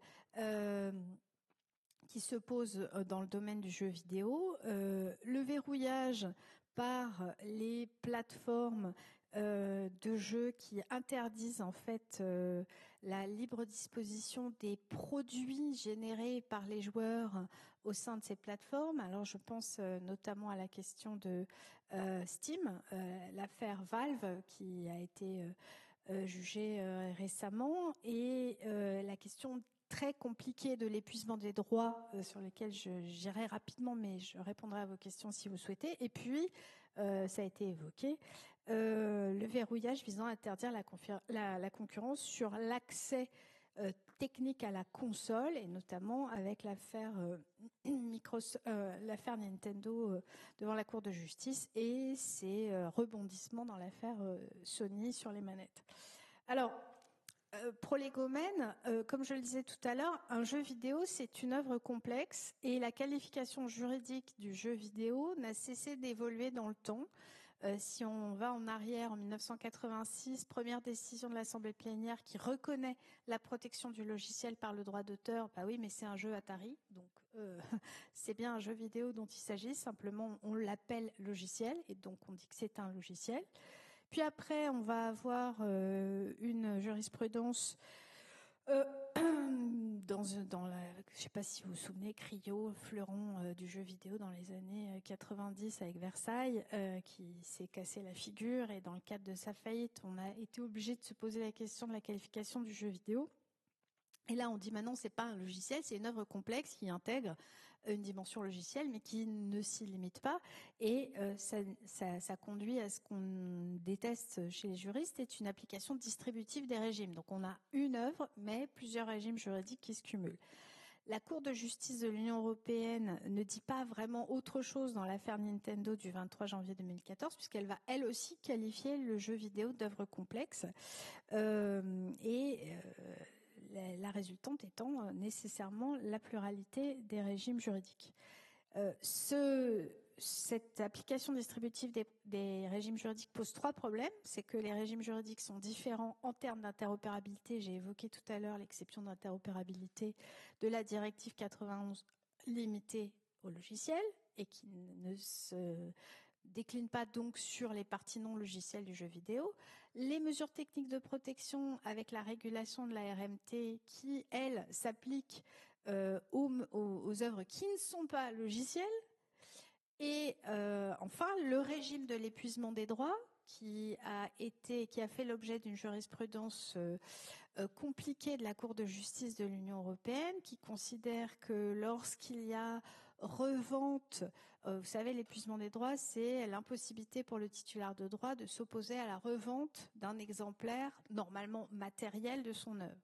Or, cet épuisement des droits a été étendu à des exemplaires numériques de l'œuvre, mais pour le logiciel seulement. C'est l'affaire Usoft, donc avec l'ouverture d'un marché d'occasion du numérique dans l'affaire Usoft, mais pas pour les autres œuvres, notamment en l'occurrence pas le jeu vidéo, puisque ça n'avait pas été jugé au niveau de l'Union, mais pour le livre électronique, dans l'affaire Tom Cabinet, où on dit « Ah non, là, il n'y a pas d'épuisement des droits, puisque l'exemplaire numérique d'un livre, ça n'est pas épuisable, et donc il y a un contrôle qui est maintenu du titulaire de droit. » Je ne sais pas si je suis claire, mais donc en fait, les enjeux sont très compliqués. Sur l'épuisement des droits, pratiquement, ça veut dire quoi, cette question d'épuisement des droits? C'est qu'est-ce que l'utilisateur peut faire de ce qu'il a joué, enfin, s'il a joué à un jeu vidéo et qu'il en a, par exemple, qu'il a développé des personnages, enfin, des mods, en fait, des choses qu'il a développées lui-même au sein du jeu vidéo. Est-ce qu'il peut revendre ces éléments-là en dehors, par exemple, de la plateforme dans laquelle il a joué ce jeu vidéo? Est-ce qu'il a la possibilité de sortir donc de cet écosystème pour, le cas échéant, vendre son épée, son armure, etc., sur une autre plateforme que celle sur laquelle il a joué dans le jeu vidéo? Cette question-là a été abordée dans un contentieux FC Que Choisir contre Steam, en fait, Valve. Et dans une première décision de septembre 2019, le tribunal avait jugé qu'il y avait épuisement du droit par analogie avec le logiciel, en disant qu'il y avait possibilité d'appliquer la jurisprudence Usoft et donc d'ouvrir un marché de l'occasion numérique pour ces artefacts créés dans le cadre de jeux vidéo. Cette décision a été très très fortement critiquée, commentée, etc.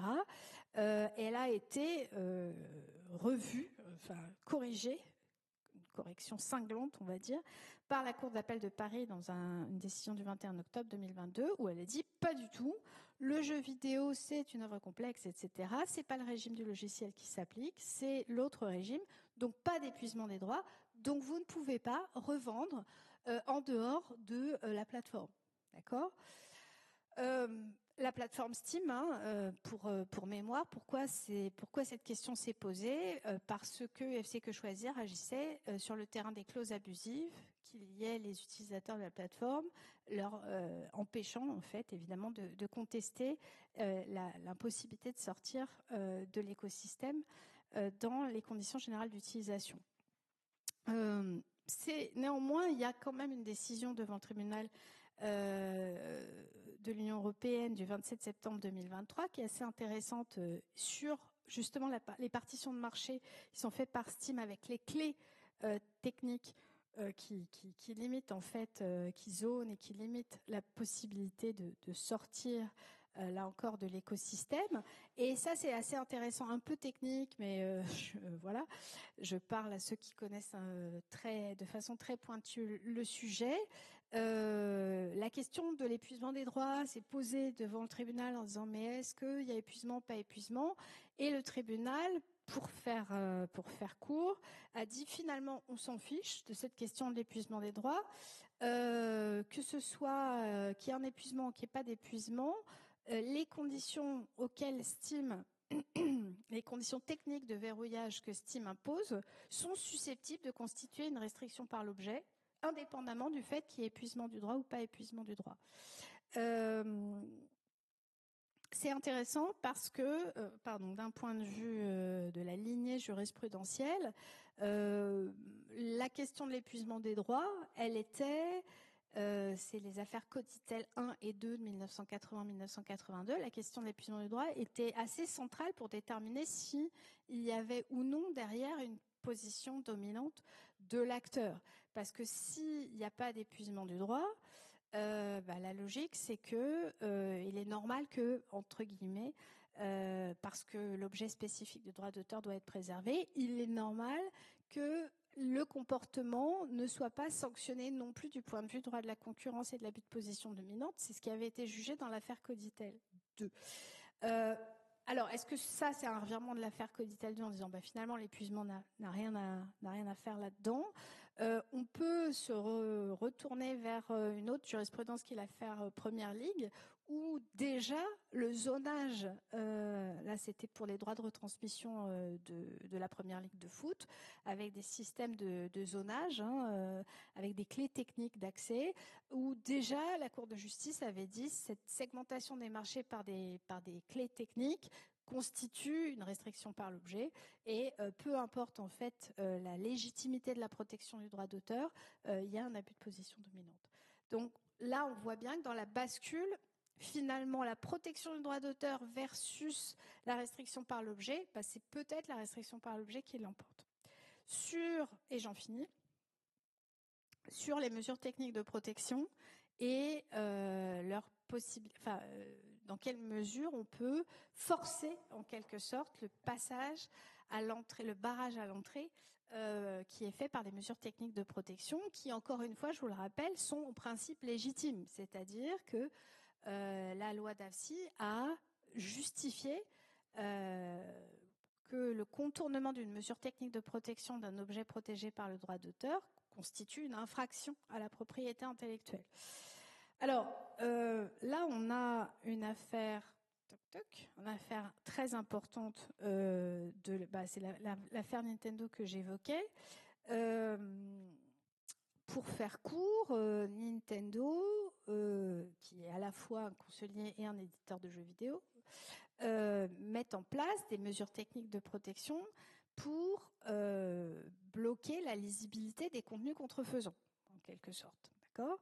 Vous avez peut-être utilisé, j'espère que non, mais certaines personnes l'avaient fait dans les années 2000, ces DS Linker qui permettaient de copier n'importe quel jeu vidéo et de jouer sur les consoles en débloquant précisément cette mesure technique de protection qui normalement devait servir de paratonnerre contre la lisibilité des contenus contrefaisants. Donc là, on est typiquement dans un contentieux entre des gens qui fournissent les DS Linker, et qui disent, mais en fait, vous verrouillez la possibilité d'utiliser cette console à d'autres fins que l'utilisation de vos contenus maison ou de vos contenus adoubés affiliés, alors qu'en fait, techniquement parlant, cette console, elle peut servir à plein de choses, à lire des jeux vidéo qui ont été faits par des personnes sans contrefaçon, des homebrew, ou de lire de la musique, enfin peu importe. Donc en gros, il venait avec l'idée que les mesures techniques de protection étaient excessives par rapport à cette obligation, à cette logique d'interopérabilité dont il se prévalait. Petite parenthèse, les gens qui faisaient des DS Linker étaient quand même des gens pas très fréquentables, qui étaient plutôt basés à Hong Kong et un peu des mafieux sur les bords, donc pas forcément des gens extrêmement crédibles du point de vue de la défense de l'interopérabilité technique. Mais voilà, ça c'est des éléments de contexte. La Cour de justice vient confirmer la légitimité des mesures techniques de protection qui sont susceptibles de constituer un frein à l'interopérabilité, mais en disant attention, il faut quand même faire un test de proportionnalité, il ne faut pas que la mesure technique de protection aille en quelque sorte au-delà de ce qui est véritablement nécessaire pour vous prémunir contre la contrefaçon. Je ne sais pas, ça ne marche plus. Toc. Voilà. techniquement parlant, il y avait une vraie question juridique sur, et je vais essayer d'être très courte sur ce sujet, même si c'est compliqué, est-ce que le régime juridique des mesures techniques de protection qui existe dans la directive est applicable à la mesure technique de protection qui figurait sur la console. Et la Cour de justice nous dit oui, cette mesure technique de protection, même si elle n'est pas sur le jeu vidéo, mais sur la console, et donc elle traite d'une partie logicielle, le code de boot, en fait, en l'occurrence, de la console, elle fait quand même partie des mesures techniques de protection qui sont protégées au titre du régime juridique de droit commun, et par conséquent, le contournement est contraire au droit d'auteur, parce que l'interopérabilité qui existe entre le jeu et la console est un élément nécessaire à la mise en jeu de la mesure technique de protection. Donc là, on a une réponse très technique sur un sujet très technique, mais qui était extrêmement important parce que le régime juridique n'était pas le même. Alors, ce test de proportionnalité, je vais vite, hein, vous pourrez lire les slides plus tard. Voilà, ce test de proportionnalité, il est proposé par l'arrêt Nintendo et récemment, il a été mis en œuvre dans l'affaire Sony dont on vient de parler, qu'on a évoqué, sur ces manettes sur la PlayStation 4, sur la PlayStation 4. Ce que va dire l'autorité de la concurrence ici en condamnant Sony pour un abus de position dominante à 13 millions et quelques d'euros sur un abus de position dominante sur 4 ans, procédure initiée en 2016, on arrive en 2023, donc on a 7 ans entre le moment du début de la procédure et la sanction. Juste pour dire, voilà, c'est bien, mais ça vient tard. Voilà, on a une condamnation parce que qu'est-ce que faisait Sony ? Sony a modifié son code pour que, en fait, les manettes qui existaient déjà et qui permettaient de jouer sur la console soient, le cas échéant, déconnectées par moment, avec la possibilité de fournir des patchs pour pouvoir reconnecter la manette. Mais ces patchs n'étaient fournis qu'à des gens qui souscrivaient une licence. Or, les conditions d'offre de la licence étaient discriminatoires. Donc, en fait, la résultante, c'était que la personne agissante était en réalité évincée du marché secondaire de la manette. Et grâce à des mesures techniques de protection de la console. Et Sony avançait au soutien de sa prétention la protection de la propriété intellectuelle. Et pas seulement du droit d'auteur, d'ailleurs, des brevets qu'il avait développés sur la console. L'autorité de la concurrence va balayer d'un revers de la main cet argumentaire du point de vue de la contrefaçon en disant que la preuve n'est pas rapportée, qu'il y a une contrefaçon parce que les éléments probatoires ne sont pas suffisants. Elle balaye l'argument selon lequel en fait les brevets dont Sony excipait avaient été protégés par une décision en Allemagne. Mais que en fait l'Allemagne c'est l'Allemagne, la France c'est la France, donc ça ne prouvait pas que le brevet était protégé en France. Et surtout, entre-temps, le brevet a expiré, donc en réalité vous ne pouvez pas vous prévaloir de la protection de la propriété intellectuelle, et de sorte que ce test de proportionnalité a été finalement appliqué contre Sony et a permis d'ouvrir, entre guillemets, le marché dérivé des manettes. Merci beaucoup. Avant d'initier la séance d'ouvrir les questions, j'aurais peut-être une petite question pour tous les deux, un peu provocatrice, à l'issue de ces échanges. Est-ce que vous pensez qu'il est premièrement nécessaire de renforcer l'interopérabilité ? Est-ce que c'est justifié peut-être sur le plan économique, mais aussi sur le plan juridique, pour des bénéfices sociétaux dans le secteur des jeux vidéo, à tel ou tel endroit? Et si oui, comment s'y prendre? Vous nous avez dépeint, Valérie Laure, un régime en faveur de l'interopérabilité, soit que ce soit le régime mis en place par la loi d'ATFI, soit le droit de la concurrence ex post qui est trop loin à intervenir, imparfait. Voilà, quel design institutionnel, comment s'y prendre si il serait nécessaire d'aller plus loin pour promouvoir l'interopérabilité? Peut-être sur la nécessité, Marc. Merci Florent. Donc sur la nécessité d'imposer l'interopérabilité dans le jeu vidéo. Donc à nouveau, mon idée c'est qu'il faut prendre cette grille de lecture qui distingue interopérabilité horizontale et interopérabilité verticale. Donc pour l'interopérabilité horizontale, comme je l'ai expliqué précédemment, donc ce qu'on peut imaginer, c'est que dans des marchés où on a des entreprises qui sont de taille similaire, c'est quelque chose qui va émerger naturellement. Les acteurs ils vont voir un intérêt d'eux-mêmes à mettre en place ce type de mesures.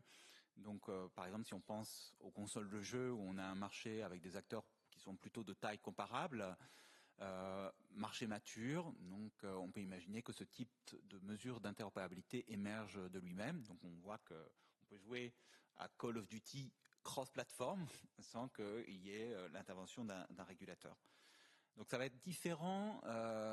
Donc si on a des marchés avec des positions dominantes très très fortes, donc avec des forces d'asymétrie, donc dans ce cas-là, eh bien, on est comme dans le cadre du DMA, par exemple, pour les services de messagerie, où on se dit, eh bien, il faut une intervention parce que WhatsApp, Meta, d'eux-mêmes, pour WhatsApp et Messenger, ne vont pas mettre en place cette mesure d'interopérabilité parce qu'ils sont trop dominants et ils verront uniquement des désavantages à permettre l'interopérabilité avec des plus petits services de messagerie parce qu'ils vont perdre l'avantage de leur grand réseau. Donc dans ce cas-là, on peut se dire, eh bien, on peut imposer l'interopérabilité, donc ce qui est la pratique du DMA. Donc il y a un facteur à prendre en compte aussi, c'est de savoir si le marché est mature ou émergent. Donc quand le marché est mature, on se dit les positions sont un petit peu établies, donc soit sont très comparables d'un acteur à un autre, soit eh bien un acteur très dominant a émergé. En tout cas, le marché a atteint un certain niveau de maturité. Et donc là, on peut faire le bilan que je viens d'expliquer. Dans un marché qui est émergent, les positions ne sont pas figées et dans ce cas-là, un des vecteurs de la concurrence, un des aiguillons de la concurrence, ça va être justement d'essayer de grossir pour devenir un plus grand réseau que ses concurrents et de capter cet avantage concurrentiel, avoir un grand réseau face à des plus petits réseaux. Donc et ça va être un vecteur de concurrence très important. Donc en économie, on parle de concurrence pour le marché, donc une concurrence pour gagner le marché, pour gagner le plus grand réseau, pour être l'entreprise qui propose pour ses produits ou ses services les plus grands effets de réseau. Et cet aiguillon concurrentiel est une bonne chose d'un point de vue économique et donc eh bien, il faut laisser les forces de marché jouer jusqu'à ce que le marché devienne plus mature. Donc il faut intervenir uniquement s'il y a des situations asymétriques dans un marché mature. Dans le cas de l'interopérabilité verticale, donc c'est un petit peu différent.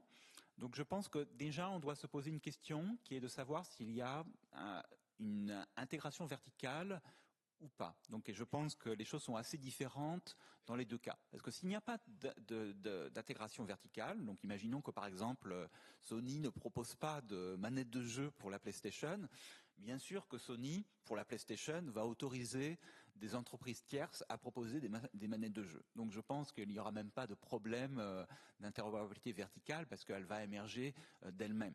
Donc par exemple, Microsoft ou Apple ne vendent pas de clés USB pour les ordinateurs et donc ont bien fait l'effort de mettre des petits ports USB sur nos ordinateurs pour qu'on puisse les utiliser et que cela fonctionne bien, que c'est à leur bénéfice. Donc le problème économique va intervenir lorsqu'il y a de l'intégration verticale, c'est-à-dire par exemple Sony produit elle-même ses propres manettes de jeu. Donc là, on a un risque qu'on qualifie de forclusion, où Sony peut vouloir avantager sa propre unité qui produit et vend des manettes de jeu au détriment des entreprises tierces. Et donc ici, imposer une forme d'interopérabilité verticale peut, à mon avis, s'imposer, ou en tout cas une sorte de suivi de ce qui se passe exactement peut être nécessaire. Donc, on a vu donc dans l'exposé de Valérie que les interfaces techniques sont quelque chose qui est très important, avec des détails techniques à prendre en compte. Et je pense aussi donc une question qui est économique, mais qui aussi a été bien explicitée par Valérie, c'est la question de savoir qui a accès. Donc on voit que dans ces décisions, qu'il s'agisse de la décision Sony ou de la décision Nintendo, il y a une question de savoir qui a accès à ces interfaces interopérables, et on ne veut pas nécessairement que n'importe quel acteur ait accès à ces interfaces interopérables, soit parce qu'il peut y avoir des acteurs qui sont malins, hein, qui veulent par exemple introduire des virus sur les systèmes, soit eh bien c'est des cas de contrefaçon, et donc quelque chose qui va être aussi dommageable d'un point de vue économique. Je trouve que la question est tellement vaste et que j'imagine que la salle piaffe d'impatience pour poser ses propres questions. Que je vais dire deux petites choses que j'ai pas pu dire dans les développements qui précèdent.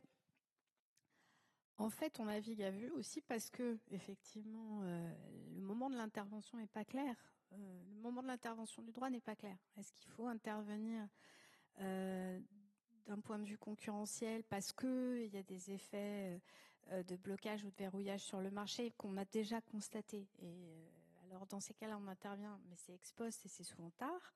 Ou est-ce qu'on intervient ex ante et à ce moment-là, est-ce qu'on intervient parce que on s'appuie sur une technologie, c'est l'exception interopérabilité logicielle, ou est-ce qu'on intervient ex ante parce qu'on s'adresse à un gatekeeper. Voilà. Donc là, aujourd'hui, on a plusieurs stratégies d'intervention ex ante, dont on ne sait pas très bien comment elles vont se combiner.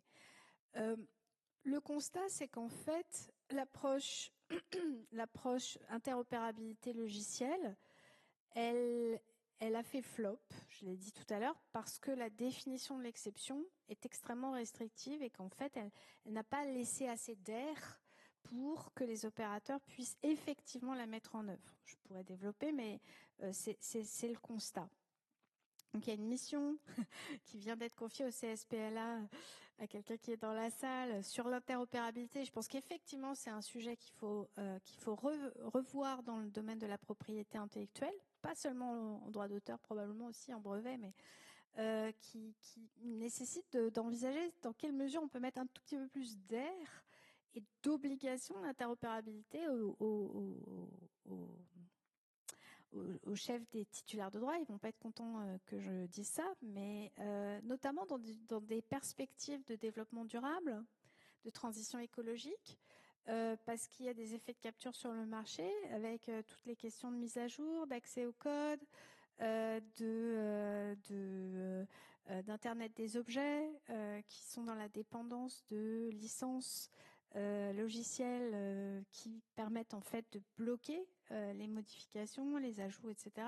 On dépasse le secteur du jeu vidéo, mais il y a des vrais enjeux de réflexion sur l'élargissement ou en tout cas repenser l'exception d'interopérabilité pour qu'elle ait une réalité juridique.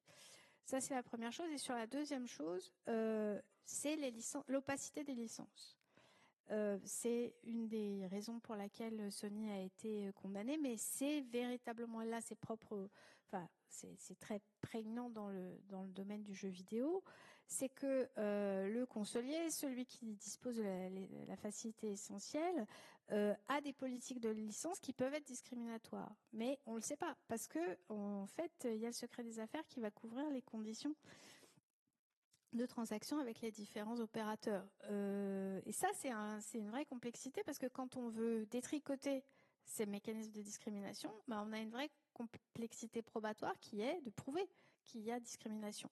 Prouver qu'il y a avantage pour l'éditeur de jeux vidéo qui est la filiale du consolier, par exemple. Ça devient très compliqué parce qu'il faut avoir accès à l'info et qu'on a le secret des affaires qui va, le cas échéant, bloquer cette information-là. Donc il y a encore des choses à dégraisser, si je puis dire, d'un point de vue juridique pour que l'interopérabilité fonctionne à proprement parler. Merci. On va prendre des questions de la salle.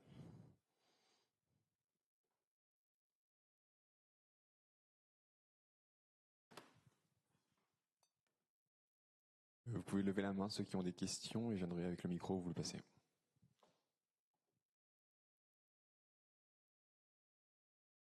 Aussi vous présenter très succinctement. Merci beaucoup, Jérôme Philippe, avocat, Freshfields. Sur le dernier point que vous venez d'évoquer, les questions d'interopérabilité verticale, et le droit d'accès des tiers fabricants. Vous avez évoqué le fabricant d'un tiers manette, par exemple, sur une console. Est-ce que vous considérez que le droit d'accès va jusqu'à permettre un accès sans licence à la console, pouvoir fabriquer un produit qui va se connecter et ça va fonctionner?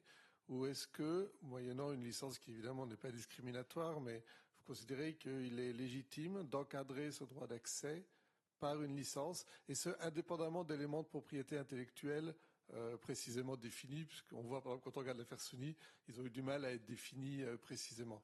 Donc est-ce que, en quelque sorte, le fait d'imposer un système de licence est légitime, ou est-ce que le droit d'accès devrait aller encore plus loin?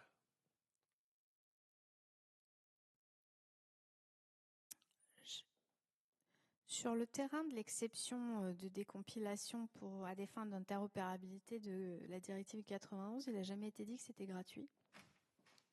Donc je ne pense pas que la question du prix à payer soit vraiment quelque chose qui soit un problème, à condition que le prix ne soit pas excessif, qu'il ne soit pas discriminatoire, etc. Mais qu'il y ait un prix à payer pour accéder à une facilité essentielle mais qui permet aussi d'ouvrir un marché, ça me paraît pas fou. Mais la question, c'est est-ce que c'est une licence qui est négociée de gré à gré, et dans quelle mesure, en fait, ce qui pèse, c'est-à-dire que ce soit pas discriminatoire, que ce soit pas excessif, influe sur le contenu de la négo. Ça c'est évidemment, mais qu'il y ait une licence, pour moi, c'est pas tirement, en fait. Je ne vois pas une obligation d'interopérabilité forcée et gratuite se mettre en place sans déstabiliser assez fortement les marchés. D'un point de vue économique, je pense que ça fait sens d'avoir un système de licence, parce que la plateforme, la console, elle a intérêt à intégrer des compléments qui créent de la valeur pour la plateforme, parce qu'ensuite ça peut être monétisable. Et il peut y avoir justement des compléments entre guillemets qui au contraire détruisent de la valeur plutôt qu'en créer, parce qu'ils sont de qualité insuffisante, qui ne respectent pas certaines règles techniques. Et donc ça me paraît important de mettre en place un système de licence qui garantit le respect de certaines règles techniques, etc., pour qu'on s'assure qu'il y ait une création de valeur plutôt qu'une destruction de valeur pour la plateforme. Pour préciser, je pense que c'est effectivement une bonne question, dans le sens où une fois qu'on a arrêté l'idée d'imposer une obligation d'accès, va se poser la question des conditions à mettre en œuvre, à déterminer. C'est quelque chose qui est assez difficile. On a plusieurs exemples. Dans la décision Microsoft, par exemple, de 2004, la Commission européenne avait arrêté en principe d'accès imposé à Microsoft, mais il était en réalité très long de déterminer les conditions tarifaires de cet accès et les conditions techniques, ce qui a fait que malgré la décision de la Commission, il a fallu attendre plus de 3-4 ans avant qu'elle soit effective. On voit dans le règlement sur les marchés numériques plusieurs obligations d'interopérabilité, qu'elles soient verticales ou horizontales, comme ça a été discuté. Là, le texte prévoit clairement la gratuité dans ce contexte. Alors ça ne veut pas dire que c'est ouvert à tous les vents. Il y a des conditions de sécurité qui sont prévues, dans lesquelles conditions auxquelles le contrôleur d'accès peut refuser l'interopérabilité s'il estime que l'intégrité de son système est mise en danger. C'est effectivement l'une des difficultés. Pour parler de quelque chose que je connais, c'est l'un des travaux principaux qui est mené par les autorités de régulation ex ante quand on parle d'accès ou d'interconnexion à des réseaux de communication électronique pour l'ARCEP ou d'énergie pour la CRE, etc. Ça va être de déterminer si on retient, pour ce qui est ne serait-ce que du tarifaire, une orientation vers les coûts, ce qui nécessite de connaître les coûts et de faire un exercice comptable, ou un principe de non-excessivité, etc. Donc c'est effectivement l'un des points majeurs de la question, une fois qu'on a arrêté l'idée d'une obligation d'interopérabilité, il faut ensuite mettre les mains dans le cambouis pour déterminer les conditions de cette interopérabilité. Pour compléter, sur le marché des consoles, Marc a très bien dit qu'en fait, aujourd'hui, l'idée, c'est de commercialiser la console à un prix de marché qui n'est pas forcément rentable pour pouvoir créer la rentabilité sur les produits dérivés. Donc, en fait, si on crée une obligation d'interopérabilité, le risque, c'est le renchérissement du prix de la console. Voilà. caricature. Alors bonjour à tous, Férouz Masmidazi, avocat et puis en effet membre du CSPLA chargé de la mission interopérabilité. Merci pour tout, merci pour la richesse de vos contributions qui ne manqueront pas de se retrouver certainement dans ce rapport. J'avais une observation et une question. L'observation, c'est qu'effectivement, c'est intéressant cette distinction sur l'interopérabilité verticale et horizontale. Dans les écosystèmes fermés, typiquement les App Store, et même plus généralement des grosses plateformes, des gatekeepers, cette intégration verticale, on voit bien qu'en réalité, ça conduit les autorités à devoir analyser les deux types d'interopérabilité finalement en même temps, parce qu'on traite une partie du sujet manifestement quand on a l'interopérabilité horizontale qui est proposée ou imposée, mais pas forcément sur toutes les faces finalement de l'écosystème. Donc cette distinction est intéressante, mais peut-être que dans l'économie des plateformes, on a vocation, en tout cas une autorité de concurrence, à traiter et à demander des remèdes ou à enjoindre des remèdes de cette nature cumulativement entre de l'interopérabilité horizontale, verticale, et pour traiter l'ensemble des sujets. Ma question, puisqu'on passe aux modalités qui permettraient de rendre l'interopérabilité effective, c'est la question des standards. Donc voilà, est-ce que, il y a clairement des standards qui s'imposent. Hein, on parle du W3C comme le standard, roi, on va dire, sur l'Internet. Est-ce qu'on a des initiatives au niveau français et européen de standardisation et est-ce qu'on devrait les favoriser finalement pour essayer d'uniformiser le niveau d'interopérabilité, typiquement dans le cadre du DMA? Est-ce qu'il y a des réflexions de cette nature sur le plan juridique ou économique qui pourraient être menées ou qui sont déjà menées? Voilà, c'était ma question. Peut-être que je peux commencer à répondre. Dans le cadre du DMA spécifiquement, il est intéressant de noter qu'il y a deux possibilités en réalité sur le plan technique d'imposer l'interopérabilité. C'est soit on demande au débiteur l'obligation d'ouvrir ses interfaces, et donc ça reste des interfaces propriétaires entre guillemets mais ouvertes. Il garde la main sur les interfaces d'interopérabilité avec associé des obligations de transparence, s'il est amené à les modifier, peut-être un préavis, etc. Et l'autre solution, peut-être que Marc Brault pourrait nous en dire un mot, parce que c'était un peu développé dans des rapports du CERF, c'est effectivement d'avoir recours à un standard normalisé par un organisme de normalisation faisant intervenir les acteurs du secteur. Ça a des avantages en matière de garantie de l'interopérabilité, dans le sens où une fois que le standard est normalisé, tout le monde il est complètement transparent, libre d'accès, tout le monde peut s'en saisir pour le mettre en œuvre. Et il a le bénéfice aussi que peut changer, on peut multiplier les interconnexions, les formes d'interopérabilité avec tous les acteurs, puisque supposément ils utilisent tous le même type d'interface, contrairement par exemple au DMA qui n'impose qu'une ouverture des interfaces aux contrôleurs d'accès. Donc par exemple, pour parler plus clairement, WhatsApp Meta qui se voit imposer l'obligation d'ouvrir son service WhatsApp à l'interopérabilité, va devoir ouvrir ses interfaces à ces conditions. Il a publié une offre de référence il y a pas longtemps. Mais ça veut dire que ça nécessite une adaptation technique des concurrents qui souhaiteraient mettre en œuvre ces interfaces. Et potentiellement, si d'autres contrôleurs d'accès ont la même obligation, il va falloir aussi mettre en œuvre les interfaces de ces autres contrôleurs d'accès et potentiellement aussi les protocoles de chiffrement de bout en bout, ce qui a un coût pour les demandeurs d'accès tout simplement. Et à l'inverse, ça peut aussi avoir un avantage pour Meta, pas simplement pour lui-même, mais ça a un coût moindre pour lui. Il va pouvoir modifier plus rapidement ses interfaces, etc. Ça permet d'éviter qu'elles soient figées. Peut-être Marc Brault, s'il y a... Oui, donc c'est une très bonne question. Je souscris à ce qu'a dit Florent. Donc une remarque. Donc si on se rappelle, j'ai vécu il y a longtemps les débuts de la mise en place de l'interconnexion dans les télécommunications.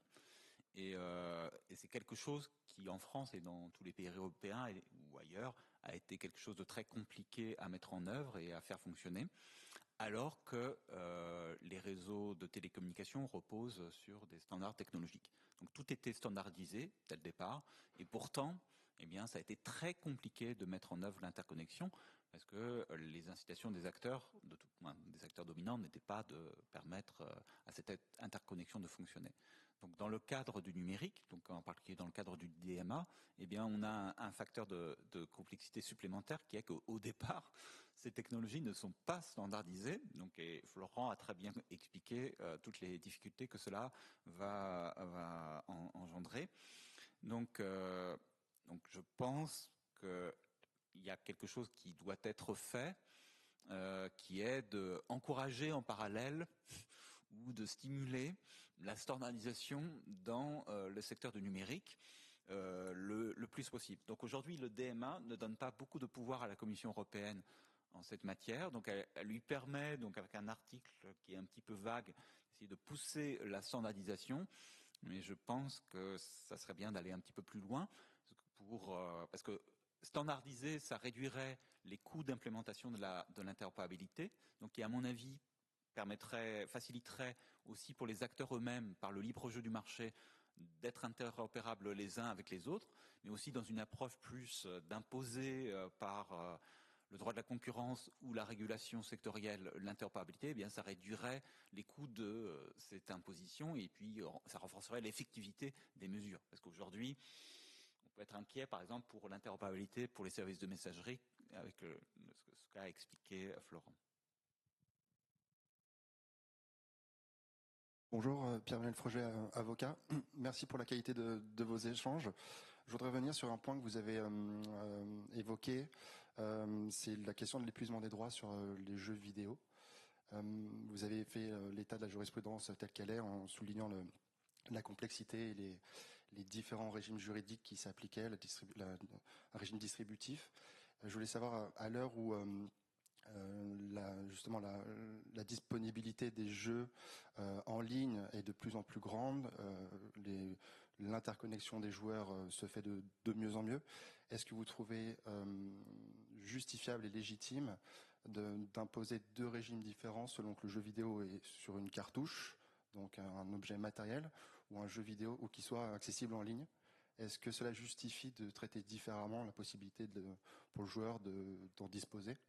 Est-ce que pour vous, c'est une question qui va être traitée prochainement différemment ou c'est un état qui doit être figé? C'est piégeux comme question. Vous voulez savoir si je suis d'accord avec la décision de la Cour d'appel? Alors, c'est compliqué parce que, enfin, j'essaye pas de me défausser. Mon sentiment personnel, c'est que cette décision est discutable. La décision de la Cour d'appel est discutable parce que précisément elle part de l'idée qu'il n'est pas discuté que les régimes juridiques sont différents sur le logiciel et sur le reste des œuvres protégées. Et si j'ai fait une analyse un petit peu fine de l'affaire Tom Cabinet, qui est donc à propos de l'épuisement du livre numérique, et en réalité, dans l'affaire Tom Cabinet, la raison pour laquelle la Cour de justice n'a pas appliqué l'affaire Usoft, c'est que la partie logicielle était tout à fait, mineure et négligeable dans un livre numérique. Et c'est vrai, la partie logicielle dans un livre numérique, c'est juste pour lire le livre. La partie logicielle dans un jeu vidéo, c'est beaucoup plus important parce que c'est la détermination du scénario interactif. Enfin voilà, le développeur de logiciel, dans la valeur du jeu vidéo, il est crucial. Il y a pas, c'est pas quelqu'un qui est annexe et qui est juste là pour s'assurer qu'on va pouvoir lire le jeu vidéo sur une plateforme, mais véritablement la conception du jeu vidéo passe par du code. Et donc, pour moi, cette logique binaire consistant à dire il y a d'un côté le logiciel et de l'autre côté les choses qui sont pas logicielles et le jeu vidéo c'est pas logiciel, ça me paraît quand même aller un peu vite en besogne et donc derrière la réflexion sur pourquoi est-ce que le marché d'occasion du logiciel a été ouvert dans l'arrêt Usoft. Il y avait des raisons économiques derrière très fortes. C'est que quand on achète une licence Oracle, ça coûte beaucoup d'argent et donc on devrait pouvoir peut-être avoir une utilité au-delà de du premier usage. Est-ce que cette justification-là se retrouve pour le jeu vidéo au regard de la valeur payée par les joueurs? C'est une autre question. Donc en fait, d'un point de vue juridique, dire c'est pas le jeu vidéo, c'est pas du logiciel et donc l'épuisement ne doit pas s'appliquer. Et donc le contrôle parce que là en l'occurrence c'est le contrôle de la plateforme sur ce que font les joueurs est total. Ça me paraît aller vite en besogne parce qu'effectivement on aurait pu appliquer peut-être un régime un tout petit peu plus ouvert. Et la question de est-ce que c'est logique, est-ce que c'est normal que la plateforme capture la valeur créée par les joueurs nécessite aussi d'être réfléchie d'une autre manière. Donc pour moi, la décision de la Cour d'appel est un peu discutable, à la fois juridiquement et d'un point de vue économique.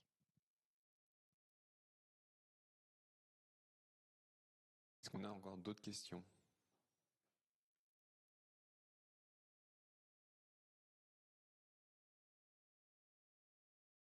Solal Charnon pour le Trésor. Peut-être une question, moi, pour conclure. Vous évoquiez au début du séminaire cette prise en compte de l'interopérabilité n'était pas un phénomène seulement européen, avec le DMA et DSA, qui avait aussi des législations en cours de manière plus ou moins aboutie au Royaume-Uni et aux États-Unis. Je voulais savoir quel point commun, quelle divergence vous voyez du coup entre l'approche qui est retenue en Europe, dans l'Union européenne, et celle qui peut être utilisée outre-Atlantique.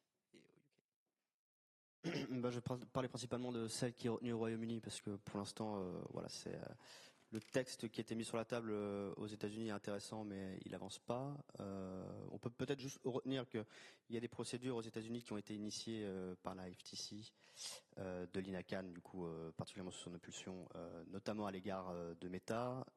Une partie de la procédure, une grosse partie concerne la question de la fusion de Meta avec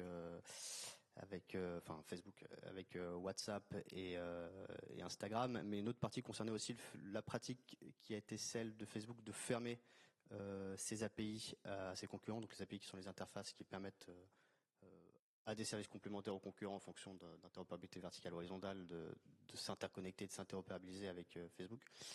Cette partie a été complètement tombée à l'eau, en partie pour une question procédurale de prescription et aussi en partie le juge du fond a expliqué que ça avait l'air d'être de la théorie des infrastructures essentielles et aux États-Unis ça ne fonctionne pas trop. Le régime qui a été mis en place là tout récemment au Royaume-Uni, qui dote l'autorité de la concurrence de nouveaux pouvoirs avec une unité Digital Markets Unit qui sera en charge de l'application particulièrement au sein de l'autorité de la concurrence, c'est intéressant en ce qu'il est présenté en tout cas comme beaucoup plus flexible que ce qui est fait en Europe, où donc il veut un peu le pendant du Digital Markets Act. Là où en Europe, le Digital Market Act impose des obligations un peu rigides qui vont devoir ensuite être appliquées par les contrôleurs d'accès. La promesse du régime au Royaume-Uni est d'installer un dialogue de l'autorité de la concurrence avec les acteurs du marché pour, dans un premier temps, mettre en place des codes de conduite au sein desquels l'autorité de la concurrence pourra notamment interdire des pratiques de discrimination, des pratiques tendant à limiter l'interopérabilité. Et ça va donner, je pense, plus de flexibilité effectivement sur un sujet aussi technique, où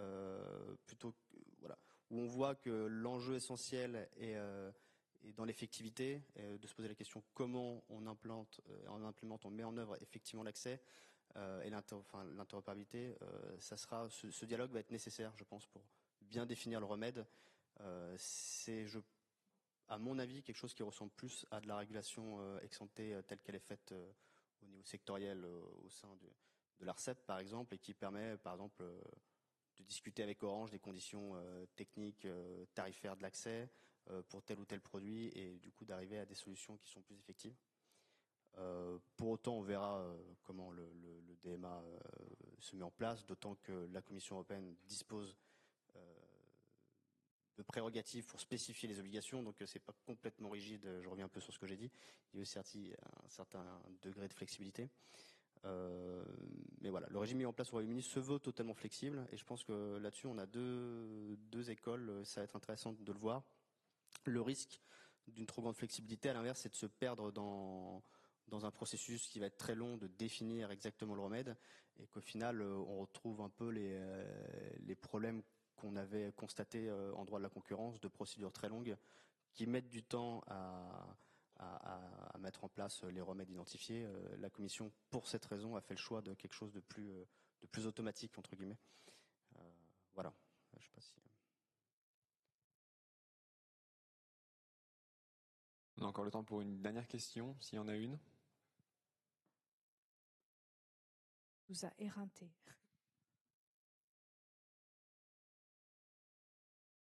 Je crois que c'est bon. En tout cas, merci aux différents intervenants Merci à vous. pour vos présentations.